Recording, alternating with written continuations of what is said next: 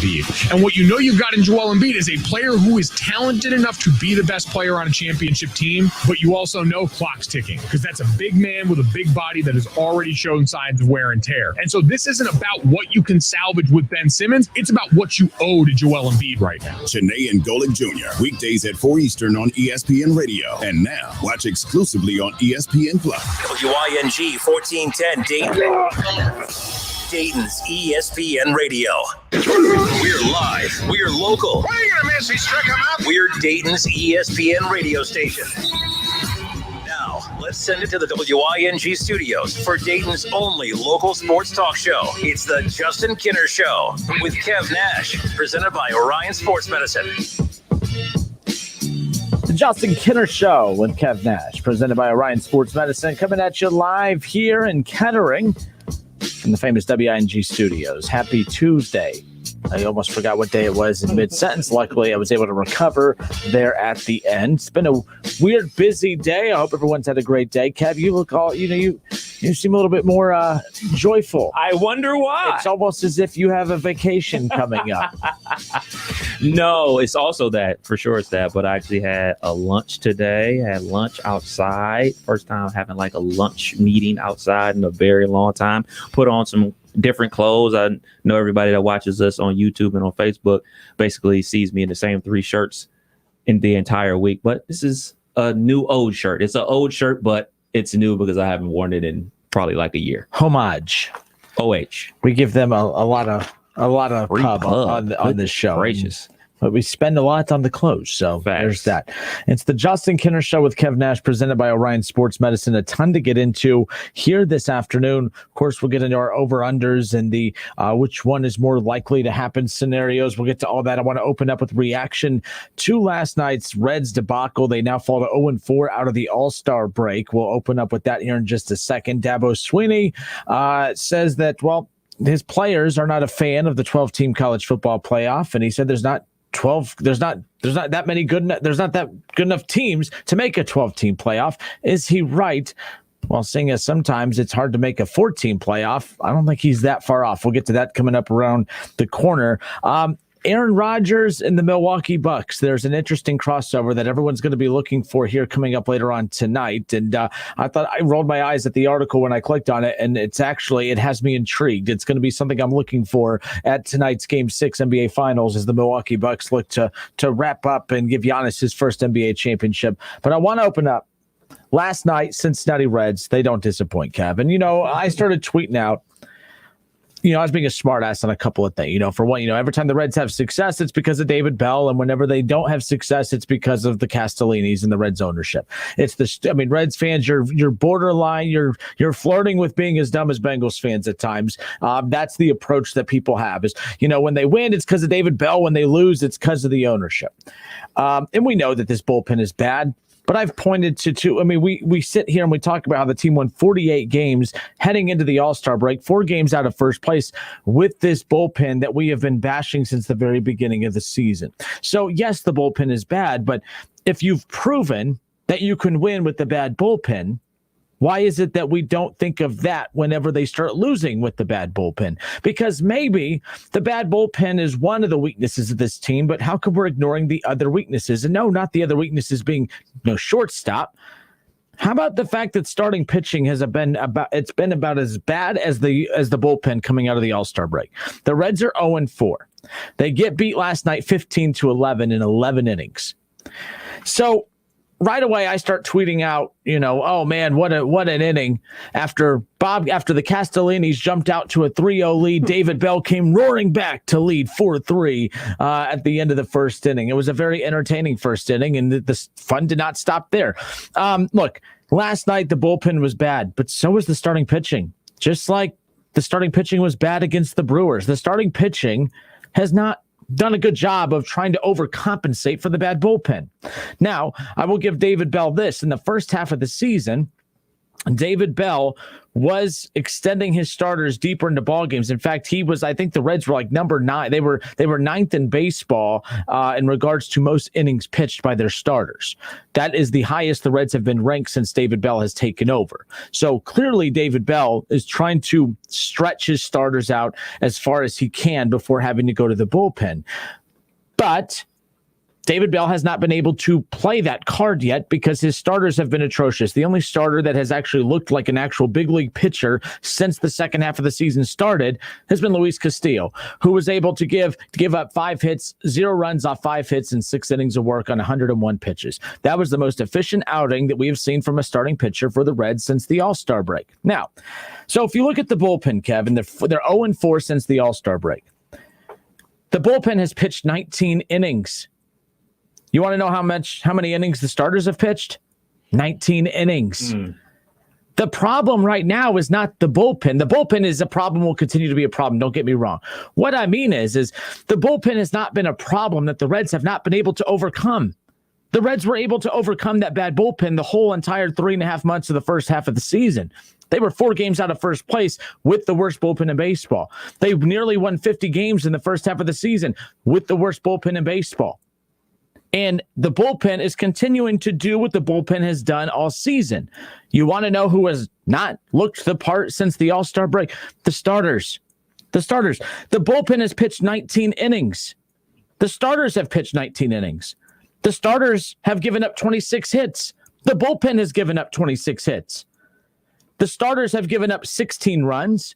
The bullpen has given up 26 runs. They've given up 10 more runs than the starters.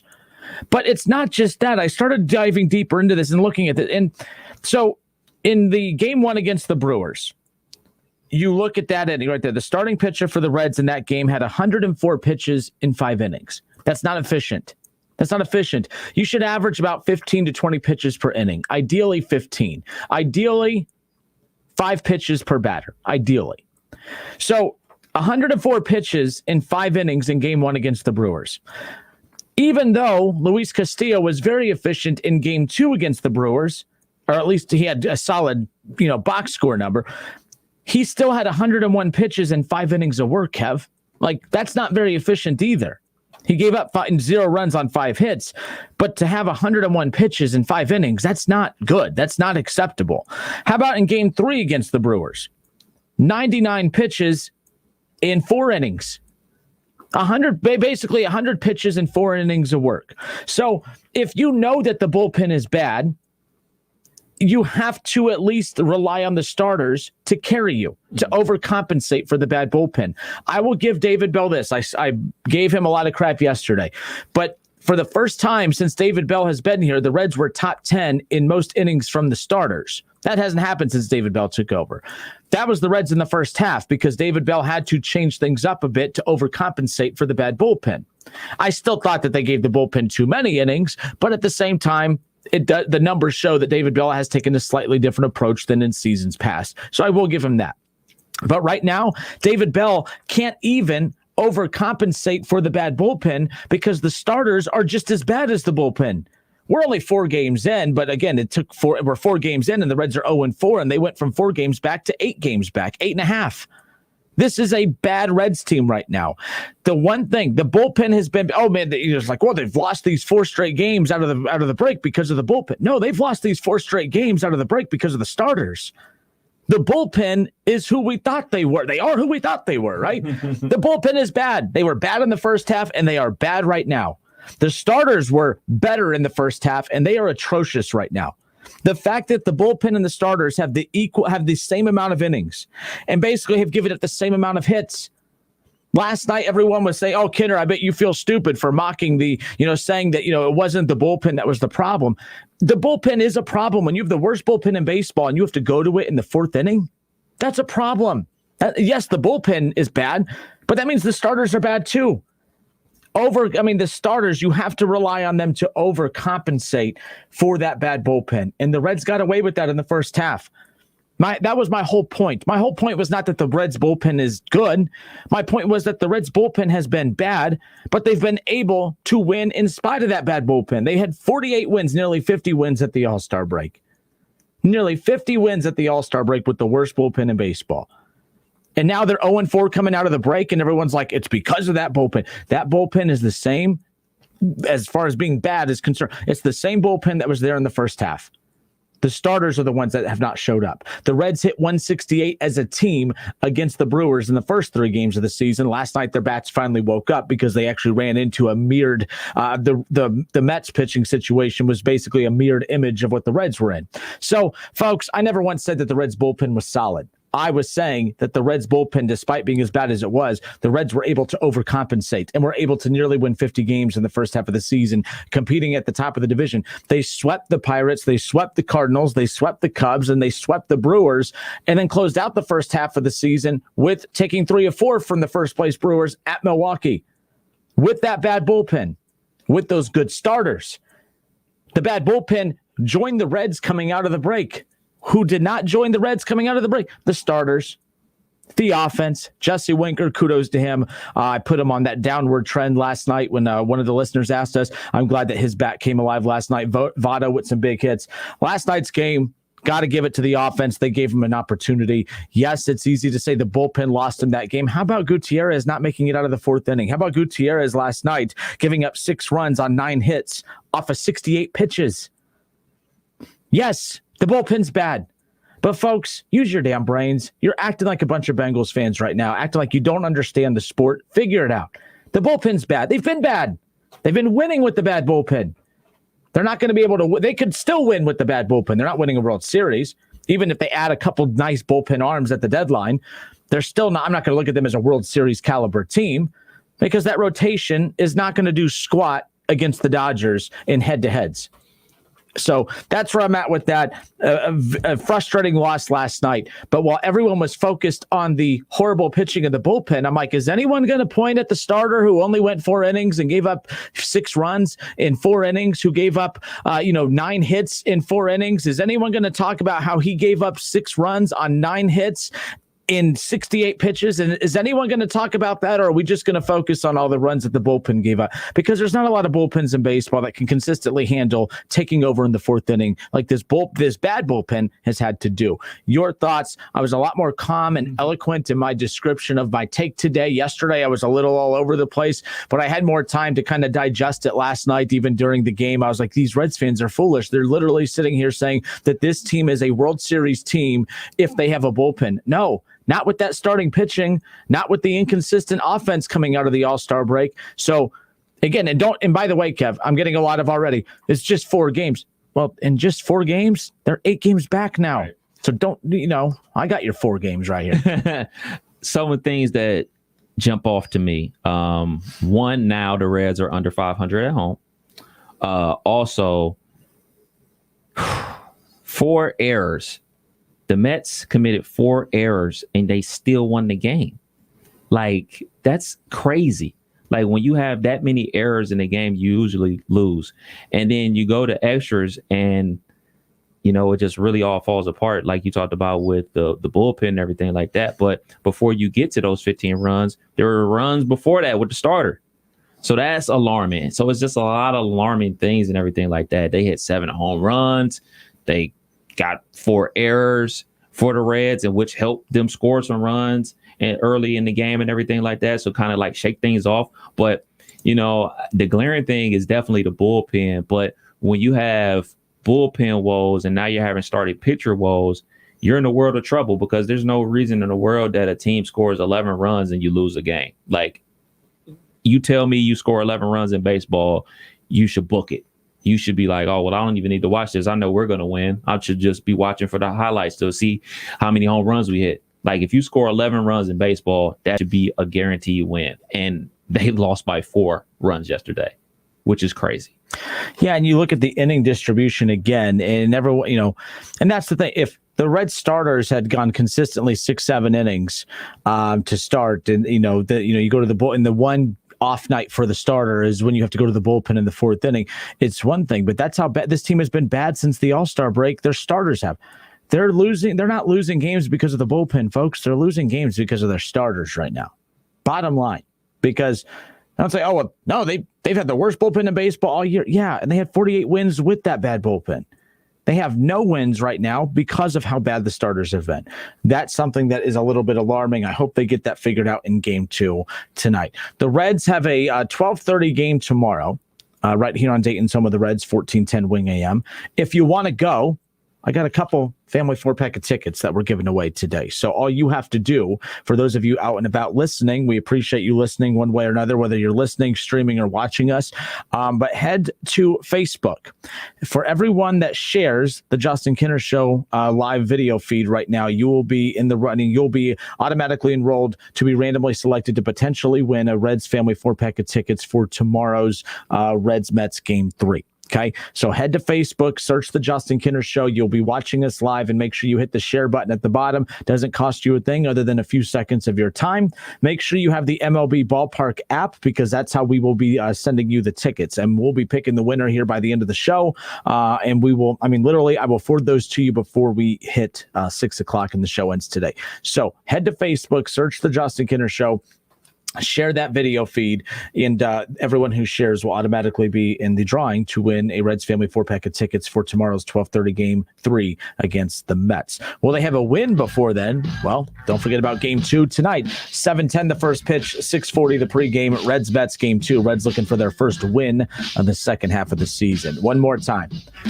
I'm not blaming the bullpen for the 0-4 start, because the bullpen's the only thing that's been consistent. That's been the only thing that's been the only part of the Reds that has been, who they've been from the beginning to now. They've been bad. Sure, the bullpen's been bad the second half. They were bad in the first half. You still won 48 games. So then you got to start looking at, okay, well, what's changed? Oh, yeah, starters. That's it. The starters have been bad. Come on, folks. Figure it out. It's not that hard. It's not that hard. This bullpen's not going to magically get better. The starters should be carrying this team. They should overcompensate for this bad bullpen. Isn't that why they got the baseball guru, pitching guru himself, and Derek Johnson? Anyone going to point fingers at him? Or are we just going to keep doing the lazy thing and point at the bullpen? All right, it's the Justin Kinner Show with Kev Nash, presented by Orion Sports Medicine. Dabo Sweeney, Kev, says that, well, his team is not in favor of the 12-team playoff. He says, our team is not for it. They don't want to play more games. And to be honest with you, I don't think there's 12 teams good enough to make up a 12-team playoff. Is Dabo Sweeney, again, take your hatred for Dabo and put it off to the side and pretend Ryan Day said this. I actually agree with Dabo Sweeney. We'll talk about that on the other side. I want to hear what Kev has to say about this as well. And we'll jump into the comment section and get everyone's take on the Reds, as well as Dabo Sweeney's comments. SEC Media Days in full swing, as well as ACC Media Days. We're gearing up for Big Ten Media Days. There's always a bombshell there. So I'm looking forward to that. Hopefully it does not involve the Ohio State Buckeyes this time around. So we'll step away for a few moments. You're listening to the Justin Kinner Show with Kev Nash, presented by Orion Sports Medicine.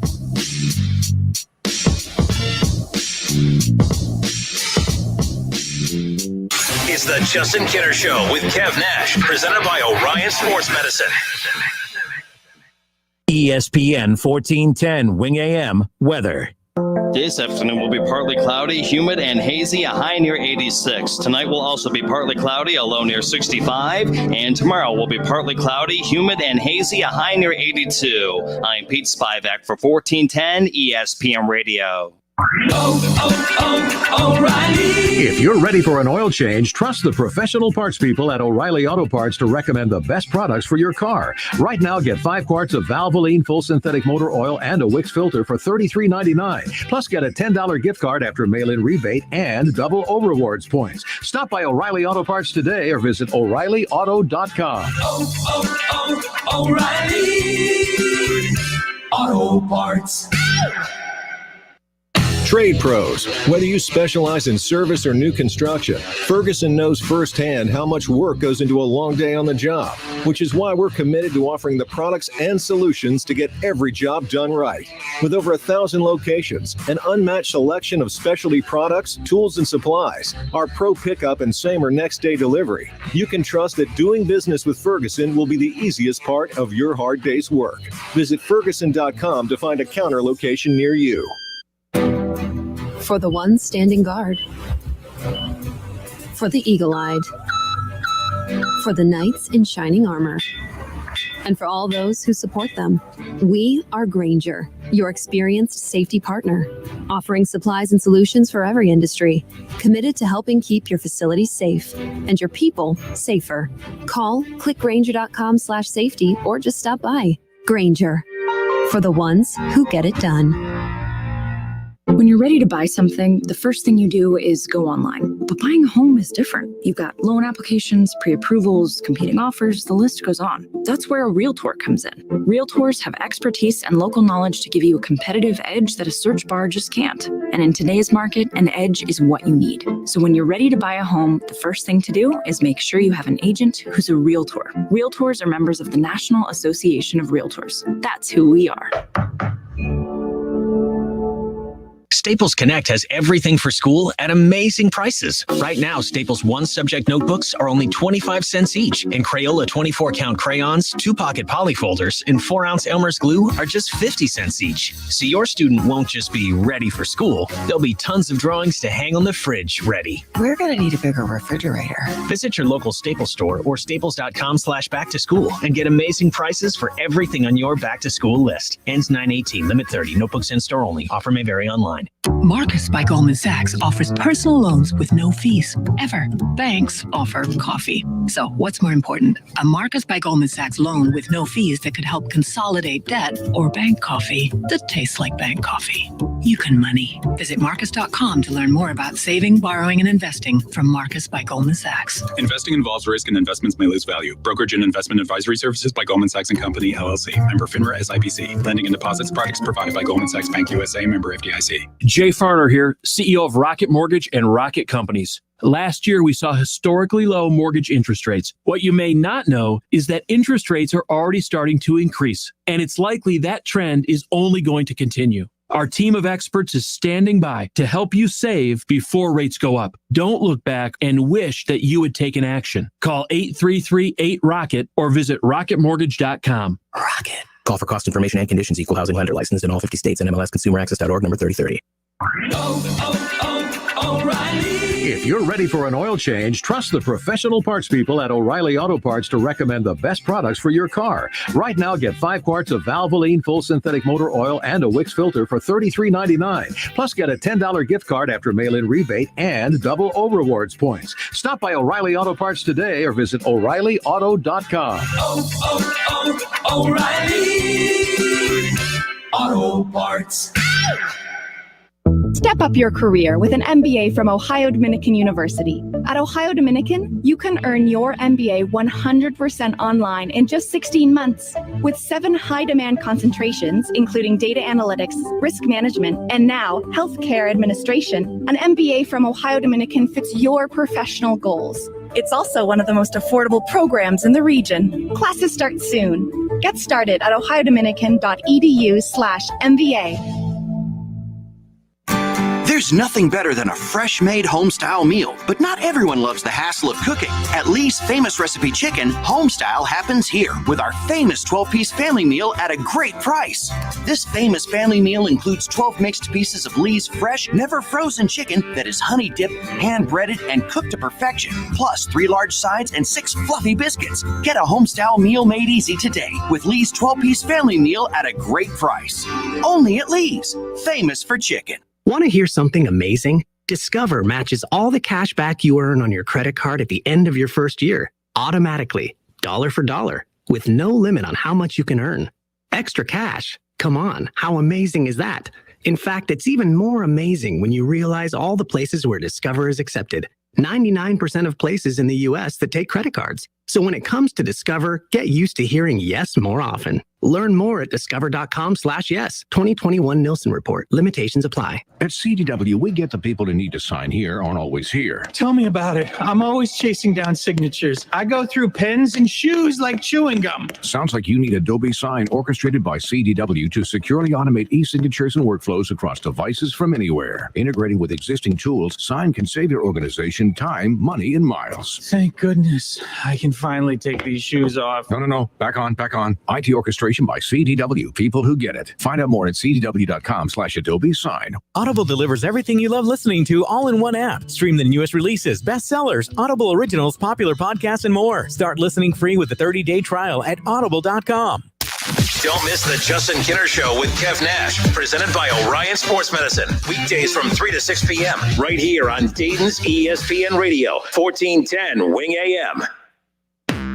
Whether you're at home, at work, or in your car, tune in to ESPN 1410 Wing AM or stream us live at wingam.com.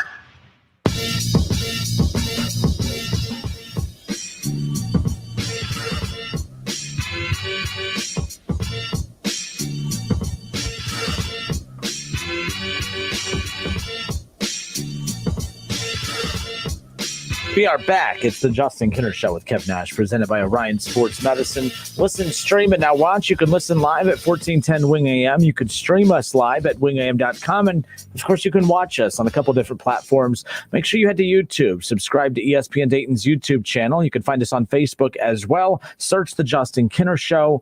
Like, subscribe, follow along. And you can watch the show weekdays from 3 to 6 and interact by, of course, leaving your opinions and comments in the chat section below. And, again, the Cincinnati Reds last night lose 15-11 in 11 innings. And of course, right now the narrative of the bad bullpen, and the bullpen's bad.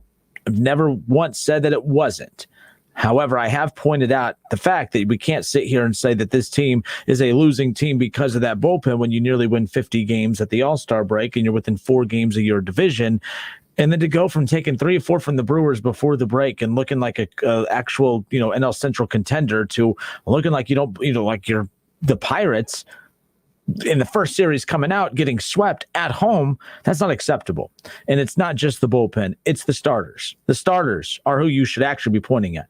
Be mad at the bullpen, yes. The bullpen is a concern, but the Reds have proven they can win with the bad bullpen. You cannot win if your starters are giving the effort that they've given since coming out of the All-Star break. The fact that the starters have pitched 19 innings and the relievers have pitched 19 innings, and that both the starters and relievers have given up an equal amount of hits, basically 29 hits for the bullpen, 26 hits for the starters. The numbers should not be that tight. Tight. There you go. I was waiting for you to go there. It should not be that close. The starters are the problem. The Reds have proven you could win with the bad bullpen, or at least win games. You're not going to go far, but you could even, that's crazy thing is you could win this division with the bullpen being what it is if they keep at the pace that they were in the first half. But they can't keep at that pace if the starters aren't going to keep up with what they were doing in the first half as well. So there you go. Where are we at? Ron Howard believes that the bullpen is out of gas. Look, I don't know how much gas it had to begin with, but if it is out of gas, it's because they're having to come into the game so early. I talked about how David Bell had actually increased their ranking. They were top 10 as far as most innings pitched by their starters, and that's never happened in David Bell's time in Cincinnati. So that shows that he's been managing slightly different. He's been allowing starters to kind of go further into ball games and what he's comfortable with, trying to overcompensate for the bad bullpen. And, they got away with that in the first half. That's probably why they started winning some games. You're relying on your starters more than your bullpen. Bullpen cost them some games, yes, but how many games did they win because they relied on their starters a little bit more? Robert Miller says, Opie, the team in a hole is cashed out. I don't know what that means, Robert. I don't know if you're meaning like Opie Taylor, like Zach Taylor. I don't know if you're making a reference to the Bengals. I have no clue. Scott Campbell on YouTube says the offense was keeping the pitching in the game. Think how backwards that sounds. When I think back to, I remember like Johnny Cueto's final run with the Reds. It was painful watching that. He could have won his Cy Young had he actually got some run support.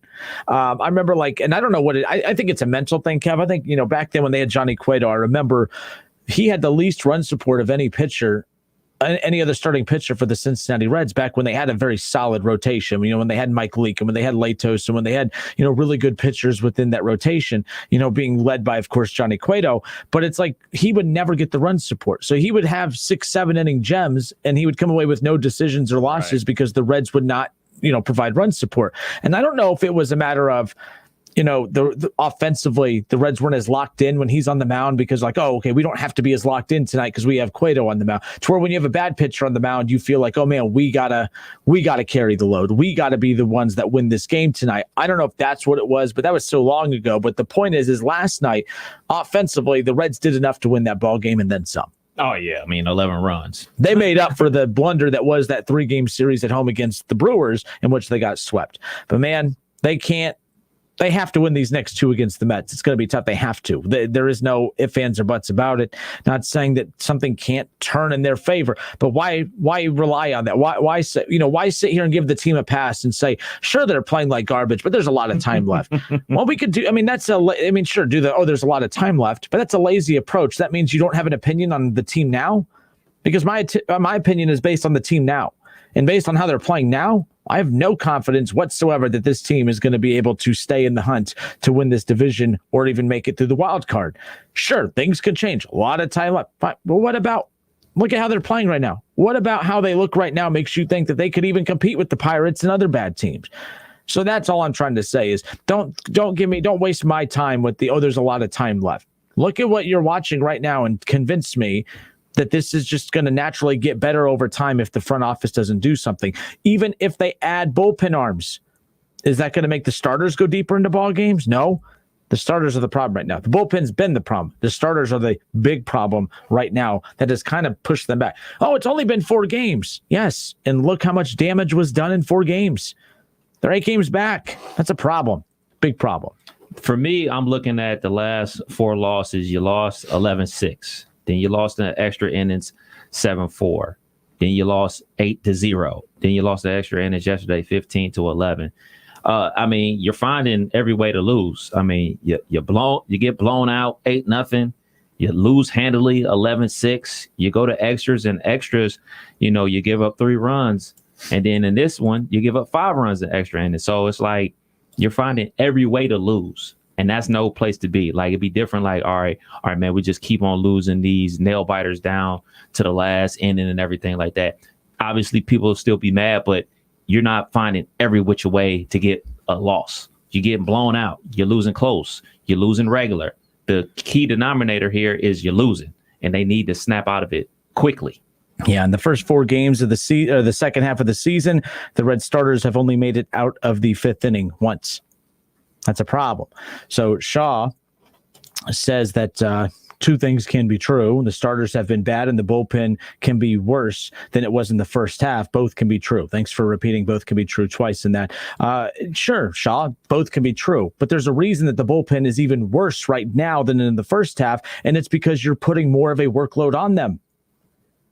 The bullpen was bad when you were giving him 3 innings to work with. Now you're giving him 4 to 5 innings to work with on a given night. Of course, they're going to look worse than in the first half. But if you go take the best bullpen in baseball, the best bullpen in baseball would also look worse if they were given a significant, more of an increase in the workload. So my point is in game 1 against the Brewers, starting pitcher went 5 innings. Game 2 against the Brewers, 6 innings. And then game 3 against the Brewers, the Reds starter went 4 innings. And then yesterday went 4 innings. And within those 4 innings, you have the bullpen coming in with the Reds have given up already 6 runs, 5 runs, and 5 runs. The Reds bullpen is taking over games that have already been hit hard. Even the starters were giving up a combined 26 hits. The starters in the first 4 games of the second half have given up 26 hits. That's all the damage before the bullpen comes in. And then they, of course, compound it with everything else. So I know what you're saying, that yes, both could be true. But again, you're trying to sway but the bullpen being worse than in the first half is what the bullpen's worse in the second half because the workload has been heavily increased because the starters haven't been able to make it past the 4th inning. That's why. Stop pointing at the bullpen only and blaming them. When are we going to put pressure on Derek Johnson, on the starting pitching? Isn't that's what was supposed to be what carried this team? It's what carried him in the first half. So yes, both can be true. But what also is true is, yes, the bullpen numbers are worse because the starting pitching is worse because there's more innings that you're giving the bullpen to screw up. Bottom line. Justin Kinner, Kev Nash with you here on 1410 ESPN Radio. I want to spend more time on this ACC Media Day conversation with Dabo. So I want to step away for a few. I want to come back with a fresh 15 minutes to dive into this. Hold up. Let's go to the phones. I forgot. We have our dude Charlie on hold. Yes. Charlie, I apologize, sir. I almost forgot about you, seeing as I haven't heard from you in it seems to be a year. How are you, my friend? I'm good, man. How you guys? Good. Living the dream. Well, I was calling about the ACC stuff, but no, you go ahead. I don't mind. We can dive into that. Well, it's just I don't think anybody cares to hear from Dabo or Charlie. Ryan Real quick. Let me at least set this up first, and then get to you in a second. So I had talked about this before the last pause in the show, that Dabo Swinney at Media Day was asked about his team, about him and his team's thoughts on the 12-team playoff, and he answered it honestly.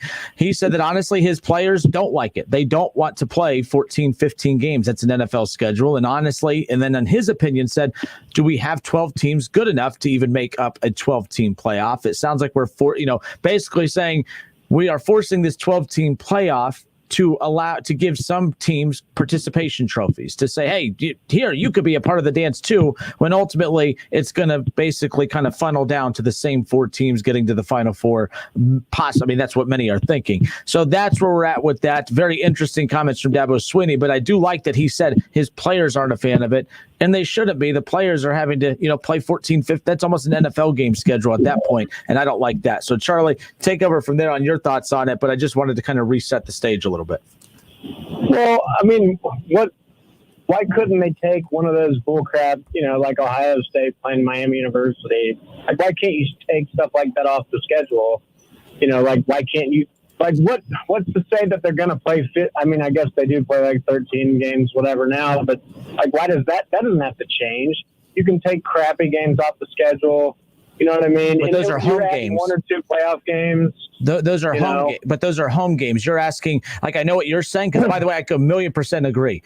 Would you rather watch Ohio State versus Miami of Ohio, or Ohio State against, let's see, Texas A&M in a playoff game or something? Like, I'd rather watch the playoff game could be at home though. But let's be honest though, the conference, the 4 highest ranked division champions get the first round bye, and then the next rounds are at neutral sites. So the chances of Ohio State hosting a playoff game are very, very slim. You know what I mean? So Ohio State's counting on them getting a bye and then not ever hosting a playoff game. And it's like, so now we don't want to give up a home game, assuming we're going to host a playoff game. But for you to assume you're going to host a playoff game means you're assuming you're not going to be one of the top highest rated 4 of the division champions, at the conference champions at that point. You see what I mean? Yeah. Yeah, and really the bottom line is, I mean, the NCAA or whoever's in charge of adding teams, it's for money. And I want to see it. I'm sure you want to see it. Maybe you don't. I don't know.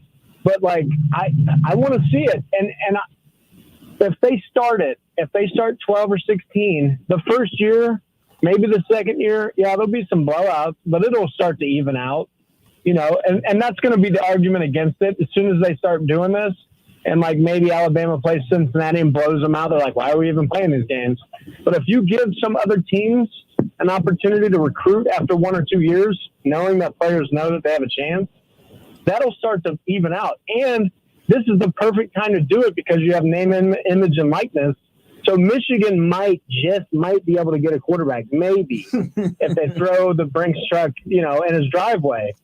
So I think this is the perfect time. And I want to see it. I want more teams in. I think it's so unbalanced. Like, if you think about anything else, representation in the NFL, you have almost 50%. NBA, same thing. College basketball, there's 300 and some D1 programs. 68 get in the tournament, and in college football, what is it, 3%? I mean, it's nothing. Shaw on Facebook brought up a good point too when Dabo said are there even 12 good enough teams to make up a 12-team playoff? Shaw says, well, are there 64, 68 good enough teams to make up an NCAA basketball tournament bracket? I think both sports are so vastly different, it's hard to compare, but I see the point is 68 teams, there's not 68 national championship contenders. Let's just be honest. So if there's 12 teams in a playoff, there's not 12 teams really capable of winning a national championship. And to Dabo's point, a 14 playoff, there's still not 4 national championship contenders in a 14 playoff. That's why the 1 versus 4 has always been so bad. But if you allow 8 to 12 more teams, you let in that crappy Notre Dame team at number 4, but you're also letting in that Texas A&M school. I think Dabo's more scared. It's like, we're not going to let a bunch of crappy ACC schools in, but if we get some more of those SEC schools in, if you get like a hot West Coast team that seems to be just, they just are annexed or they're blackballed out of the playoffs right now, and they have no love. Like, there's there would be better competition. Like it's not going to be Alabama, Clemson, and then 8 Cincinnati's. That's not what it's going to be. You're going to get Auburn's in there and Texas A&M's and Oklahoma's. Look, you just want the 12. You just want the 12-team playoffs, so you could at least utter the words Cincinnati and playoffs. No, because we all know how it works for like mid-major group of 5 schools. They have their hot moment, and like Boise, they just fade away. Central one-hit Florida. wonders, basically, or at least shot in the pan. Doesn't say they can't do it again. Those guys are fun. Like, it would be fun to have a team. But I'm saying the real competition is when you let Georgia in, when you let Texas A&M in, maybe a hot Penn State team or, like Wisconsin, whatever. Like, whoever's in the hot, like, those big schools, they can play with Clemson. You know what I mean? No, and real quick, as we wrap this up, look, I like the 12-team playoff. I'm not going to be in regards to will I tune in and watch it? Absolutely. Am I a fan of it? No, I am not. Because I'll watch it, but I also will watch. I think I would watch less regular season football. We don't have to really dive into that too much. I do think it eliminates a lot of the urgency. The 14 playoff forces me to watch the Bama games. Well, not that who wouldn't want to watch Bama, but I'm starting to watch other teams that I normally wouldn't watch because their success or their game has that outcome impacts Ohio State. To run a 12-team playoff, Ohio State that loss to Purdue and Iowa years ago, we would have been embarrassed. It would have sucked, but we would have woke up the next day saying, oh, well, we'll be in the playoff. We're still fine.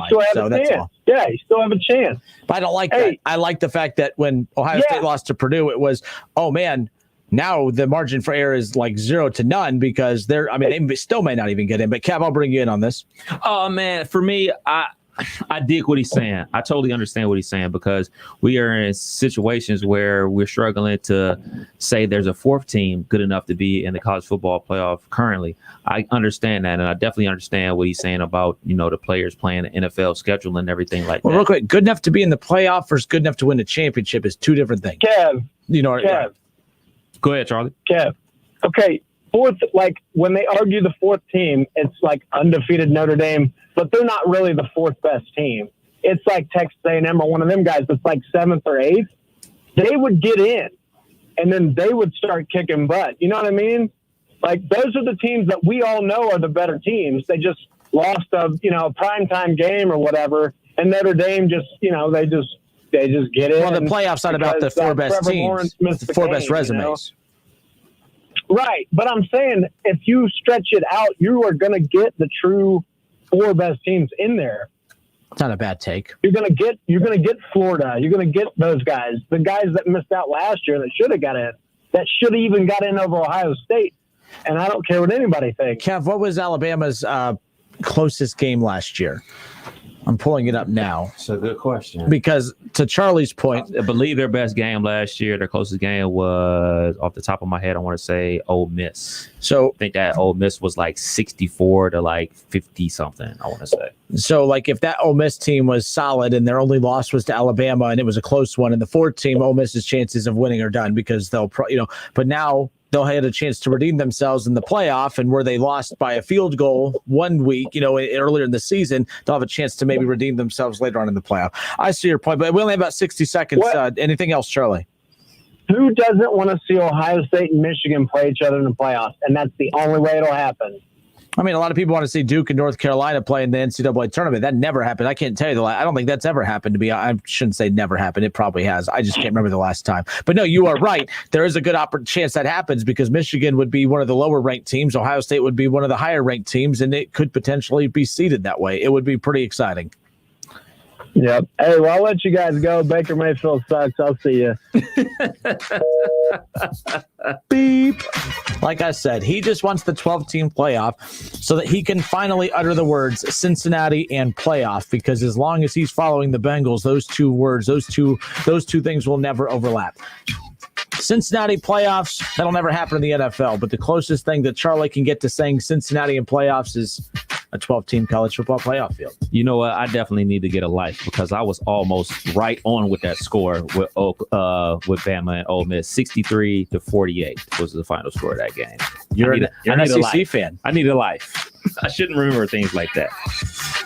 Shaw says, I just don't understand how that changes the urgency of the regular season. It's really not that hard to understand. Anyone out there can understand. I think it changes the urgency of the regular season. I think it takes it to, all right, man, we got to win. We got to win every game to open it up to more teams down the stretch of the season saying we still have a chance to win. But urgency for the back end conference teams isn't the same as urgency for the Bamas and Ohio State. No, I'm saying like, okay, if like last year when Georgia, when they went through like 3 quarterbacks and everything like that, but they had 2 losses earlier in the season, everything like that, they had guys opting out of the rest of the regular season, everything like that. So I'm saying if those teams are still in playoff contention, maybe you don't get guys opting out of the season to get ready for the NFL. Maybe they're sticking around to play out the season to see what happens, as opposed to like, all right, we're out, we're done, we can't win a national championship, I'm out. So I get where they're coming from with this. They're trying to stretch it out to see if more teams are going to stick around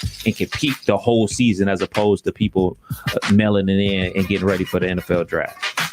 Yeah, I just, in regards to, like I said, Ohio State beating Purdue or losing to Purdue, that was their playoff loss. The regular season's a playoff. The regular season will no longer be a playoff come 12-team playoff time when that time comes.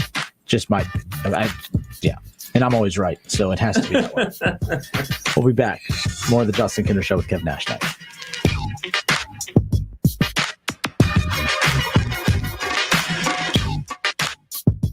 It's the Justin Kinner Show with Kev Nash, presented by Orion Sports Medicine.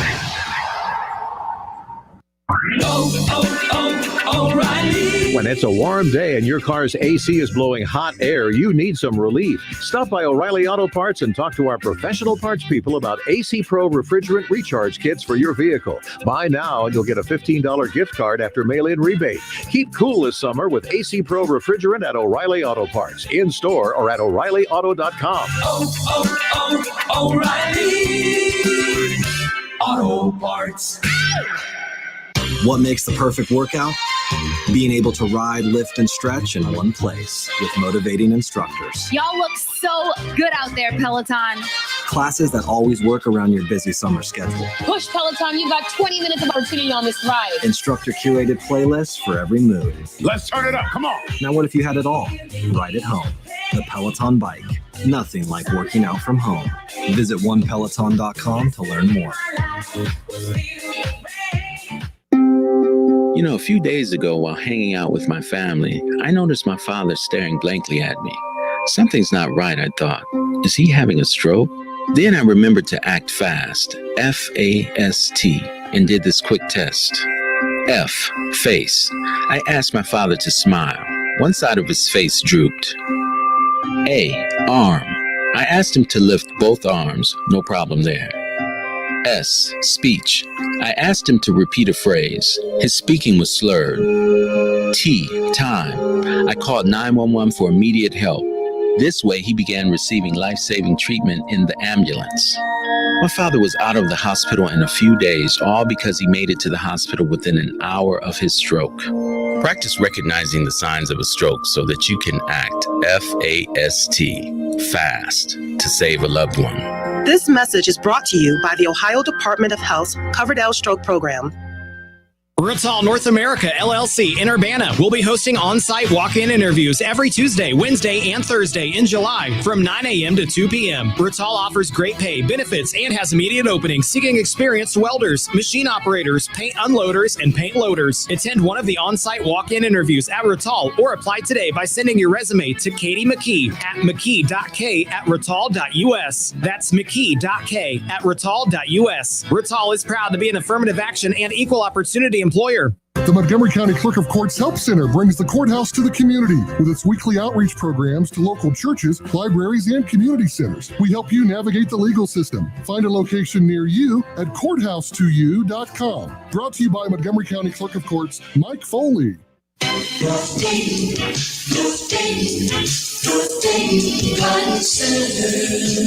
Hi, Pete Kasuja here to tell you that if you're looking for the very best selection of your favorite garden plants, we grow over 125 varieties of tomatoes, peppers, cabbage, broccoli, cucumbers, cantaloupe, and eggplants. And if you haven't tried our famous Neighbor Beater tomato and pepper plants, come out and pick up a few and enjoy the best taste you ever had from your garden.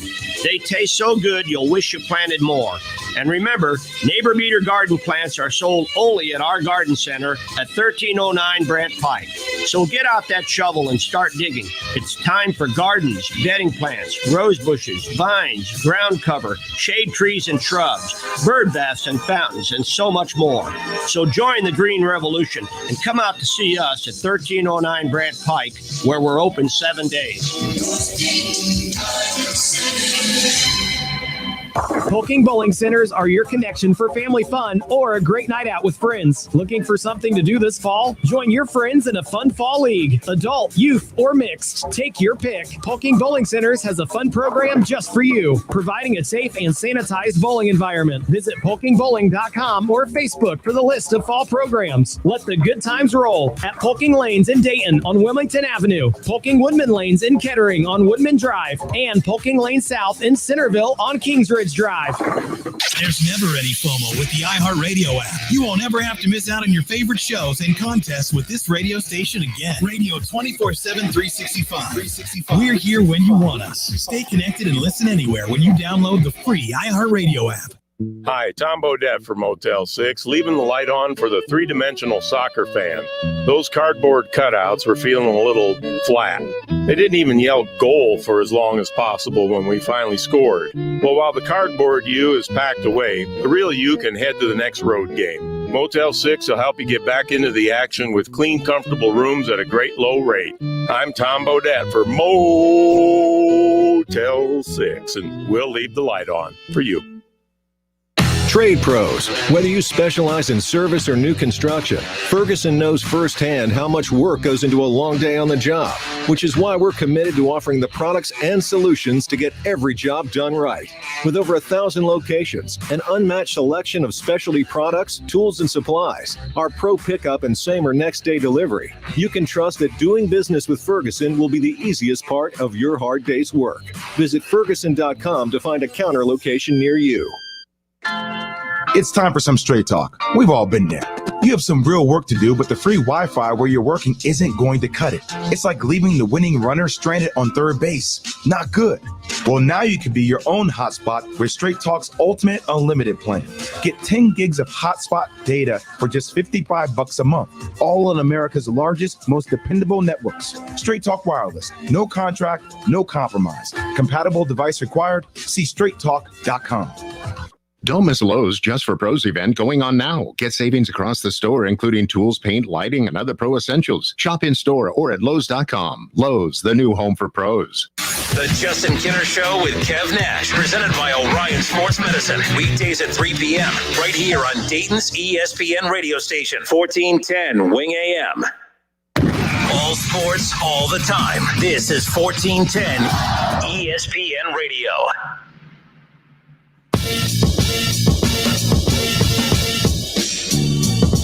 All right, we are back. Justin Kinner, Kev Nash with you here on 1410 ESPN Radio. So Stephen Nesbitt with The Athletic just put out an interesting article that I found really interesting, and it talks about ongoing complaints about the runner on second in extra innings. And I actually like it. I thought it was the dumbest thing in the world when it first came out. I really do. I like the rule. It says that since MLB adopted the runner on second rule a year ago, Kev, 72% of extra inning games have ended in the 10th. It goes on to say that runs scored in extras has more than doubled, and no game has gone beyond 13 innings. So the rule's done its job. That's exactly what you want, right? So on the flip side, Mo Egger pointed out another interesting point. That's okay. It's done its job. It's done its job in regards to what? What was it trying to accomplish? Well, it's trying to accomplish ending games sooner. Mm-hmm. So Mo Egger points out a lot of really good points. Mo Egger, 1530 Cincinnati, with their sports station there. says that in 2019, before the runner on second and extras rule was implemented, Kev, that 56 games out of 2,400 went beyond the 11th inning. That's 1 out of about every 42 extra inning games. So it really, that's a very tiny, only 56 games out of 2,400 went beyond the 11th inning. So again, when you talk about this runner on second ordeal, games getting done quicker, I guess it's accomplishing that. Games are getting done quicker, but there was so few examples of how games and extras would go the distance. 16 of those 56 games that went beyond the 11th inning went 15 innings. That's 0.06% of the season. 84 games in the entire history of Major League Baseball have gone longer than 18. So again, when it says that this rule has done its job, what the job is what? The job is to fix what? There's not enough examples. There's not enough extra inning games going super deep to justify this rule. But at the same time, I actually find it entertaining. I love that the second it goes to extra innings, there's urgency because you have no outs and a runner on second. And that I did find it very interesting that no game has gone beyond 13 innings. Like we have yet to see a game where, and again, that's 3 straight innings basically, or 4 straight innings where you have a runner in scoring position with no outs to start an inning. So I like the urgency there. I do like the intrigue there, and it is doing its job. The games are not you're not getting, last night was an 11 inning extra inning game done in the 11th inning.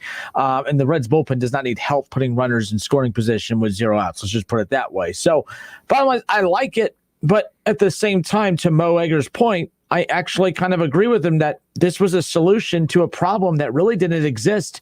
When you make changes to when you add solutions to try to fix a problem, the problem has to be bad enough that the solution warrants major change. There's major change. This is a big difference in outcomes of games, but what problem did it fix? It really didn't fix any. There was not enough extra inning games to warrant making this decision, I guess. For me, I don't necessarily think it should be about the innings. It should be about the length of the game. Because a 9-inning game can last 5. It could last forever if you don't get enough outs. If the team at bat just keeps scoring runs, and you don't get outs, you're still in that inning no matter what. Yep. You as a defense, you have to get out of the inning. So the short inning or putting a runner on second base isn't necessarily going to decrease the time or the length of the game because it really doesn't matter. Yeah, at a certain point, too long is too long. Right. And in baseball, there's only so many things that you can do to speed up the game or make the game watchable for the new audience who has ADD and can't control themselves and sit there and watch a game. There's only so many things you can do because it's a sport that doesn't have a clock. So there's only so many things you can do. So implementing this rule I actually like it. I didn't think I was going to like, but I do like it. I guess it's just saying like, all right, once we get the extras, we can get this over with a lot faster. Potentially, we have the potential to get it over with faster because there's no clock. There's no hack a shack to lengthen games. There's not a bunch of timeouts at the end of quarters or the end of games like there is in basketball. There's no run out of bounds every 5 seconds like there is in football. The game is the game, and the game is going to last as long as it's going to last, depending on how many outs you get. You have to get those out. So I never understood how people could say like, oh, man, we got to shorten the length of the game. Well, how do you do that without a clock? There's no clock in baseball, and there never should be a clock in baseball. It is what it is. At some point, you can rack your brain around like, all right, man, we got to put a pitch clock in. We got to start with the switching the pitchers and everything like that. Those things are all a part of baseball. You could convince me on putting the pitcher on a clock. You could convince me on that, but you're never going to convince me that you should take things out of the manager's hands by switching pitchers constantly. Like that's like strategizing, trying to get people out, trying to get those precious outs. So I just don't necessarily believe there's a way to make the game of baseball, how football is in that, 3-hour window. NFL, they stick to their window. We heard about them with the COVID situation. They kick off at 1:00. The next game is kicking at 4:15. And 9 times out of 10, that game is over with. there's not a way to do that in baseball. Yeah, and again, I love when people bring up pace of play as an issue with baseball. If the product is good enough, I've never heard people like when it comes to going to the movies to watch, if you like Marvel movies, if you like, do you are investing quite a long time at the movie theater when you go watch it, and it's worth it to you because the product is good. NFL is just as long as NFL games. I have never heard anyone say that 3 hours is just too long to commit to going to watch an NFL game. That's the same length, and to me, college football is even longer. Ohio State's 4 hours. Yes. And my big thing is I've never heard anyone say, "Man, I love the Buckeyes," but their games are just. I've never heard that, and I've never heard anyone say that because the product is so damn good that it doesn't matter. Like as long as the product that you are watching is something that you are passionate and love, who cares how long it is? So that's where I'm at. Like the people that love baseball, I've never really heard. I mean, there'll be a couple people out there that'll say, "Oh, yeah, pace of play is an issue," but there's not enough of those people to warrant making this change. Again, I do like the runner on second rule. I like the entertaining factor of it, like the action, because you already got somebody on base, so you can have the ability to throw somebody out. You have somebody running the bases already. Like that's what we're here for. So yeah, the dude on second is entertainment value increases, but I don't necessarily believe that it increases the length of the game, making it any shorter. I agree 1,000,000% on that. It just doesn't make it. Dennis brings up a great point. He goes, if I'm going to spend a bunch of money on tickets, concessions, and merchandise for the whole family, parking, I don't want it to be over quickly. If I'm going to spend $25 on parking, I don't want to spend $25 on parking for 2 hours. So no, Dennis, I'm with you 1,000,000%. This pace of play thing is nonsense, but I did find that interesting. I like the runner on second rule. I'm not going to lose sleep if they take it away. But I do find that very interesting, talking about, when Mo Egger brings up the point that they had done this to speed up extra inning games, but there's not enough extra inning games going the distance that it was a problem that they needed to address. And stop with this pace of play stuff. If the product's good enough, you'll watch it. If the product's not good, I would love to know who says, "Man, I want to go to this game, but it better end fast. I'm going to go to this movie, but it better end fast. I'm going to go on this date with this chick I really like, but the date better go fast." No, when you really want something, you want to, you want to enjoy it for as long as you can. I've never understood this mindset of, I really, really love baseball, but I only want to watch 2 hours of it. If I only get 2 hours of it, I'm fine. If I get 2 hours and 10 minutes, it's the worst thing in the world. Stop. I just don't understand. They make up these problems that I don't really think exist. Now, it's probably coming from a TV standpoint. I'm sure they're trying to shrink that down to be able to, maybe the numbers are showing that the longer a game goes, maybe the ratings dip. Mm-hmm. Well, maybe don't put all your games at 7:00 at night, but you kind of have to, because you play 162 games. You're playing during the work week. The Reds are toying with the idea of moving their start time for games to, instead of 7:10 to 6:40. So every start time for games will be at 6:40 now moving forward. I don't mind that, but that right there, that shows you that this isn't about the viewing at the ballpark per se. It's that starting just a half hour earlier would keep the attention of X amount of viewers at home, whether it be through radio or television. So this isn't about you, the fans' experience at the ballpark. It's about the viewers at home, because as we just talked about with the COVID losses yesterday, they lost billions of dollars off the 100 less games per team last season. And let's be clear, when you go to a baseball game, you have much more fun there at the game than when you watch it on TV. I love going to baseball games. Can't stand watching it on TV. Charles Mitchell on Facebook says people need to give up fixing baseball. More runs equal more time. People want the games to be shorter, but they want more offense. It's not possible to have both. Kev is right on. I only disagree about people wanting more offense, because everyone always says that. Want more points. We want more excitement. We want more action. But yet, and I've brought this up to you before, in college football, what conference do we all hate the most outside of the SEC? We hate the Big 12. That ain't football. They don't play defense. Well, shouldn't we as fans love the Big 12 because they score more points than everybody else? They put up 50 points a game. It's like arena football, right? We are told that, we want more points. We want more action. Well, we should all be the biggest Big 12 fans in the world then, right? And the NBA, what do people always say? Oh, I hate the NBA. They don't play defense. Well, we are told that we as fans want to watch more scoring, right? We want more scoring. We want more fast-paced play. And then when we watch it, we say, well, this team, they don't play defense like they did back in the 90s. Well, I thought we were told that more scoring equals more viewers, and ratings are dropping in the NBA. So, and don't bring up the stupid stuff that comes with the ratings talk. I'll block you right then and there for that. So, but you see my point, right? Stay woke, Kenny. I love it when people say, we want more scoring. I don't think that's necessarily the truth. Hell, last night, the Reds scored 11 runs. The Mets scored 15. And Twitter was saying how it was one of the worst games they'd ever seen in their life. Why? It was exciting. There was more runs. So more runs, more points, more touchdowns, more. That doesn't always equal a more exciting product that people want to tune into, because then all we do is talk about how, well, they don't play good defense. So, what if this was less long ball? What if this was more small ball scoring? Do you think that would have? I think that's more exciting. I would rather, like, if you asked me, if I watched a game that final of 7-5, and they were all runs batted in versus, again, the home run is batting runs in. Don't get me wrong, but if all 11 runs at that point or 12 runs at that point were just runs batted in through singles, doubles, triples, small ball, I would love that game way more than a game that's 3-2 and all 5 home runs and all 5 runs were home runs. I hate home runs. Don't excite me. We used to chicks dig the long ball. Really? Because the long ball, there's more home runs hit in today's game than there was during the steroid era. Everyone said, well, the steroid era saved baseball because more home runs led to higher ratings. Well, there's more home runs being hit in today's game than there was during the steroid era. I think just people are over it. I think people are just over it. Like, they want to see people on base with home runs too.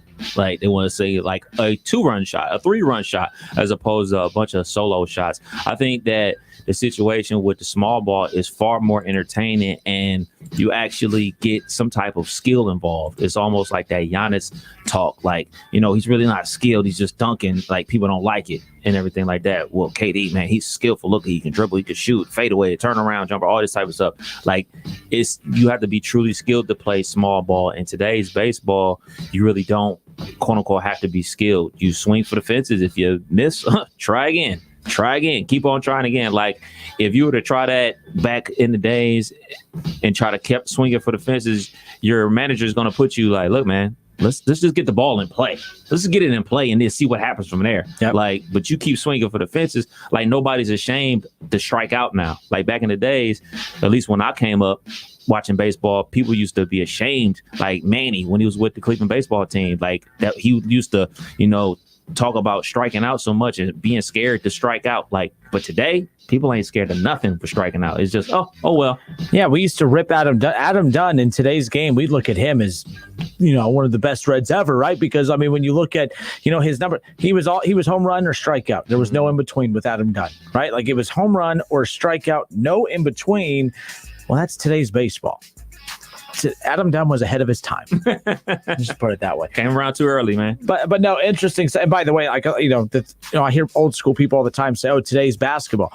Oh, they're lazy. They just sit back and shoot threes." Well, that's skill. That's talent. Like, they sit there and shoot those threes because they can make them. Yeah. That's what I mean. You've had that debate about, oh man, how would today's players adjust to playing in the 90s? Well, how would the 90s players adjust to playing today's game? Mainly because, I'm not saying that they couldn't shoot threes, but they weren't accustomed or built to shoot as many threes as what today's guys are. So although the players in the 90s would be more physical, well, you may be physical if you're dribbling to the rim, but when no one dribbles to the rim, are you just going to body check everybody that goes to shoot a 3-pointer? Because then you're just going to put them at the line for 3 free throws a game, or every shot. So that's all I meant by that. Me and you got in a heated argument a while back because I didn't explain my point, calmly enough. But do you see what I mean? In the 90s, sure, physicality can transfer over to now, but you would lead to a lot of fouls now. But, also, asking players from now to play back then, they couldn't handle the physicality. Well, the physicality came because Michael Jordan would dribble to the rim every single time. Well, Steph Curry, I don't think physicality can bother him because that dude ain't dribbling to the damn rim. He just fired away from behind the 3-point line. And if you want to be physical with him on the 3-point line, that's fine. He'll live at the free throw line every single shot. So there you go. Absolutely. See, Kev knows. I'm always right. We'll be back. We're into hour 2 technically, but we'll start our hour 2 on the other side. I think we got Shaw waiting. We'll get to him on the other side too. Don't go anywhere. More of the Justin Kinner Show with Kev Nash, presented by Orion Sports Medicine next. It's the Justin Kinner Show with Kev Nash, presented by Orion Sports Medicine. WING 1410 Dayton's ESPN Radio. So when we brought him home, we didn't realize that Bear, the rescue dog, was actually sick. He had very flaky skin. He was dropping a lot of fur, and Levette wanted to do steroid injections, special dog food. Nothing seemed to work, so that was at a dead end. DINOVITE.com. I've been hearing Dinovite on the radio for years. It never actually crossed my mind to try it until it finally sunk in. Oh, you're talking about hair and skin. And all right, I'll try it.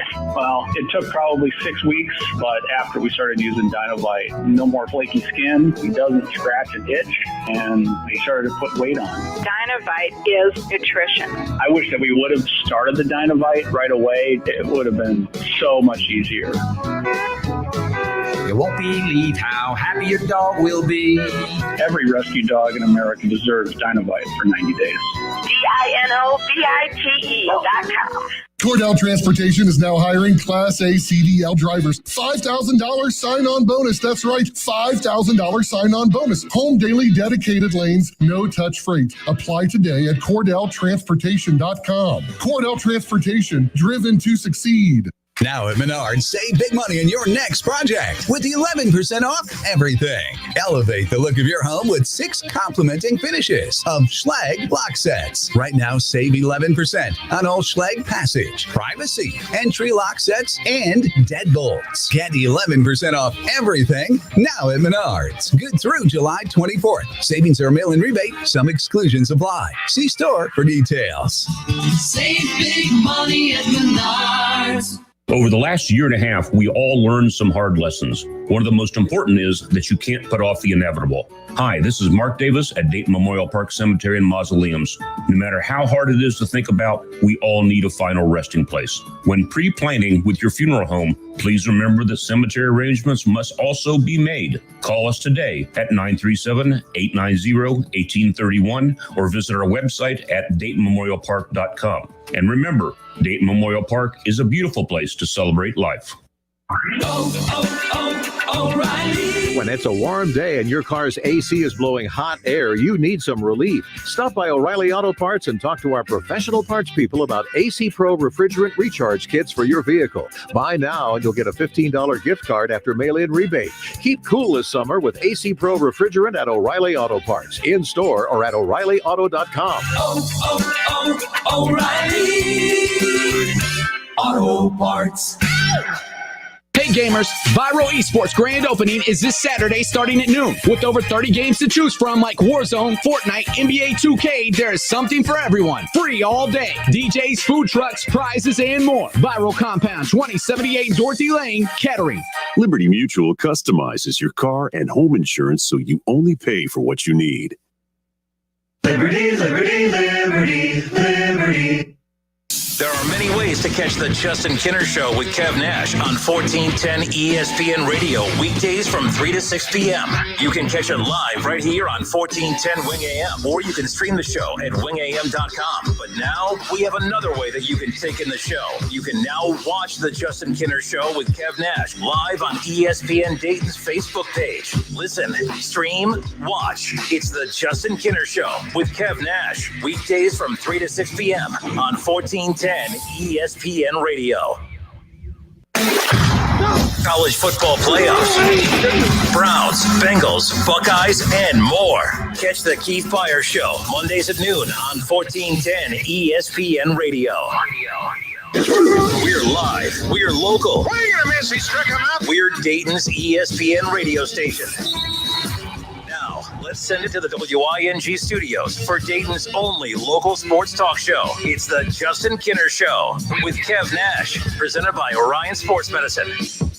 All right, hour 2. We are officially off and rolling. I'm Justin Kinner. He's Kev Nash. It's our Tuesday and Kev's Thursday. He's about to do what most smart people do, and that's go on vacation in the summer. I'm waiting till September during hurricane season, then head back to old Pensacola. So looking forward to that. I'm going to LA in October, so I'm excited about that. But you ever been to LA before? No, I have not. Okay. So I'm excited about that. I'm hoping to catch a Dodgers playoff game. That's that's going to be the goal. Just call it Magic Johnson, see if I can get some tickets. You don't know who I am? Showtime. What? Justin Kinner, ESPN Dayton. You've never heard of me?